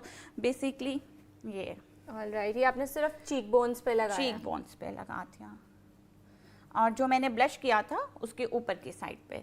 और ब्रोज को सेट करने के लिए आपके पास कोई भी आईब्रो पेंसिल्स और उसके साथ भी आप हल्का सा इसको सेट कर लेते हो। बहुत ज़्यादा डार्क नहीं करनी हमने, नहीं बिल्कुल भी। तो वैसे ये मेकअप पार्टी में तो आप कैरी कर सकते हो, शादी में भी ये कर सकते हो। आजकल की बच्चियां चाहती ही इसी तरह का मेकअप है जिसमें ना कोई आई शेड्स होती है ना कुछ और होता है, वो बिल्कुल सॉफ्ट सा लुक चाह रही होती हैं, बिल्कुल नेचुरल से, ऐसे लगे कि जैसे नो मेकअप लुक वाली। या अगर आपको कोई रिश्ता देखने आ रहा है या बात पक्की है, दुआएं खैर है, उस पे भी आप ऐसा मेकअप कर सकते हैं। जी बिल्कुल ऐसे कर सकते हो। उससे ये नहीं लगता कि आप लोग रातों को जाके आपके डार्क सर्कल्स प्रोमिनेंट हो रहे हैं या कुछ हो रहा है, आपकी एक अच्छी हेल्दी लुक आ रही है। और जिन लड़कियों का रिश्ता आ रहा है या दुआएं खैर है और उनके पास टाइम नहीं है सैलून जाने का, तो वो जरूर देखे ये मेकअप। इसी तरह फिर आप एक म्यूट से कलर की एक लिपस्टिक्स ले लो, किसी भी कंपनी की या कुछ भी करके, उसके साथ आप हल्का सा अपना उसको ऐड कर लो। लिपस्टिक कलर भी बहुत सॉफ्ट सा लिया आपने जी, एकदम से लुक ही चेंज हो गया पूरी। इवन तो ज़्यादा प्रोडक्ट्स भी नहीं यूज़ किए हमने, बहुत सिंपल प्रोडक्ट्स यूज़ किए हैं। जी बिल्कुल, ये देखो आप जरा प्रॉपर ऐसे। Right, look at her, she is glowing माशाल्लाह।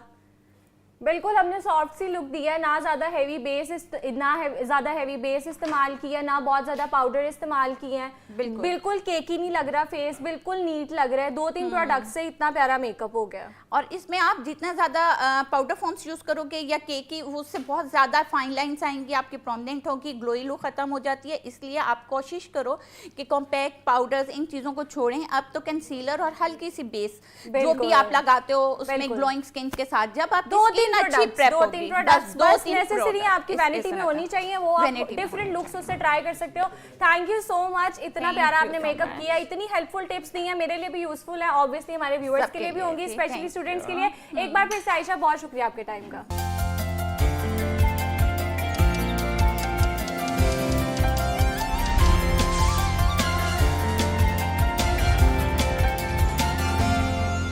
आगे बढ़ते हैं, अब थोड़ा सा म्यूजिक ऐड करेंगे। हमारे साथ यंग टैलेंट मौजूद है, बहुत ही यंग बच्चा हमारे साथ मौजूद है जो कि वायलिनिस्ट भी है और साथ साथ गाता भी है। हमारे साथ मौजूद है आगा हसन। कैसे हैं आप? अस्सलाम वालेकुम, वेलकम टू जागो लाहौर। जी वालेकुम अस्सलाम। कैसे हैं आप? जी मैं ठीक हूँ। अच्छा, सबसे पहले तो अपना इंट्रोडक्शन दें और बताएं अपनी जर्नी के हवाले से। जी I am a violinist, more than 12 years for practice. Alright, माशाल्लाह। तो अभी भी मैं ये समझता हूँ कि ये मेरा स्टार्टअप है। Alright, that's great. क्योंकि म्यूज़िक एक ऐसी मीत है जो ख़त्म नहीं हो सकती। तो आपने वायलिन ही क्यों चूज़ किया? और भी इंस्ट्रूमेंट्स है, गिटार है, तबला है, वो क्यों नहीं चूज़ किया? Y violin? क्योंकि ये एक यूनिक इंस्ट्रूमेंट है, हर कोई नहीं इसे बजा। और ये मुश्किल भी बहुत होता है, मैंने सुना है। जी। ऑलराइट, तो कैसे आप इस तरफ आए, कैसे सीखा आपने? इंस्पायरेशन मेरे थे, पाकिस्तान के म्यूजिशियन हैं बहुत बड़े, Javed Iqbal, he is my teacher. Alright, उनसे मैं इंस्पायर हुआ और उनसे ही सीखा। ठीक है, तो आप 12 साल से ये प्रैक्टिस कर रहे हैं? जी जी। ठीक है, तो हमें क्या सुनाएंगे आज? सम नुसरत सॉन्ग, सम राहत सॉन्ग्स। ओके।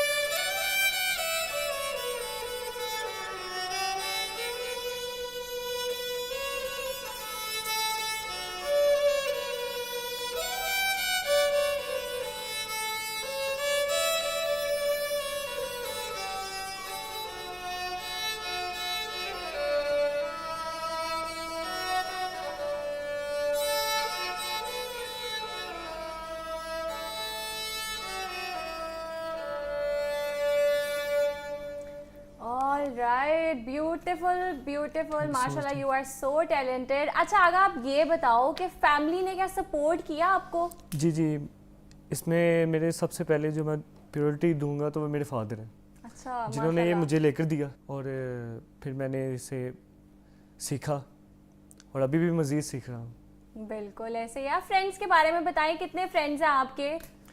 फ्रेंड्स तो मोस्टली बहुत ज़्यादा हैं, पर मैं ज़्यादातर म्यूज़िक के रिलेटेड ही फ्रेंड बनाता हूँ। ऑलराइट, तो आप पढ़ भी रहे हैं साथ साथ? जी पढ़ भी रहा हूँ। क्या पढ़े हैं आप? मैं अभी मैट्रिक कर रहा हूँ। Alright, you are so young thank you so and much. You are so talented, Thank you so much. माशाल्लाह। ऑलराइट, तो कैसे मैनेज कर रहे हैं पढ़ाई को और साथ? ये है कि जो दिन में मैं अपनी स्टडी वगैरह को दे रहा हूँ टाइम, और रात के टाइम में इसे। तो कितने घंटे आप रिहर्स करते हैं? इसकी जो प्रैक्टिस है, प्रैक्टिस मैक्सिमम भी 1-2 घंटे तो रोज़ होना चाहिए, अच्छा, मैक्सिमम, ओके। वरना नहीं आता ये और जो पढ़ते होता भी कितना टाइम है? पढ़ाई का जो टाइम जोन है वो तो एकेडमी तक ही रह जाता है महफूज। अच्छा, ओके, ठीक है। तो आप मैनेज कर लेते हैं दोनों को एक जी, साथ? जी, आपकी manage स्टडी कर- तो नहीं डिस्टर्ब हो रही इससे? नहीं, इससे तो मैं ये समझूंगा कि मुझे शाउट आ रहा है। ये म्यूज़िक एक ऐसी चीज़ है जो इंसान को शाउट देती है। ऑलराइट, तो आगे चल के आप इसी को एज अ करियर अडॉप्ट करेंगे जी या जी, चेंज एज करेंगे? मैं बनूंगा, जो मेरा ड्रीम है कि मैं एक प्रोफेशनल वॉयलिनिस्ट बनूं, प्राइवेट परफॉर्मेंस बनूं। ऑलराइट, चलें, बेस्ट ऑफ लक। और अब पढ़ाई के हवाले से बताएं, किस फील्ड को चूज करेंगे? पढ़ाई के हवाले से बताऊं तो मैं चाहूँगा ASP, police force. Okay, good. दोनों बिल्कुल ऑपोजिट चूज किया आपने, ये कैसे? बस शौक है बस एक। ऑलराइट, और अभी आप मैट्रिक कर रहे हैं? जी जी, मैट्रिक। ठीक है, तो आपको लगता है आप दोनों को एक साथ लेके चलेंगे आगे? जी मैनेज कर सकता हूँ। ऑलराइट आगा, बहुत अच्छा लगा आपसे मिलके और best of luck, best wishes for Thank you your so much. Future. और आज के लिए सिर्फ इतना ही, अपना बहुत ज़्यादा ख्याल रखेगा। इंशाल्लाह कल मिलेंगे, लेकिन जाते जाते हम देखते हैं आगा में क्या सुनाएंगे। जी आगा।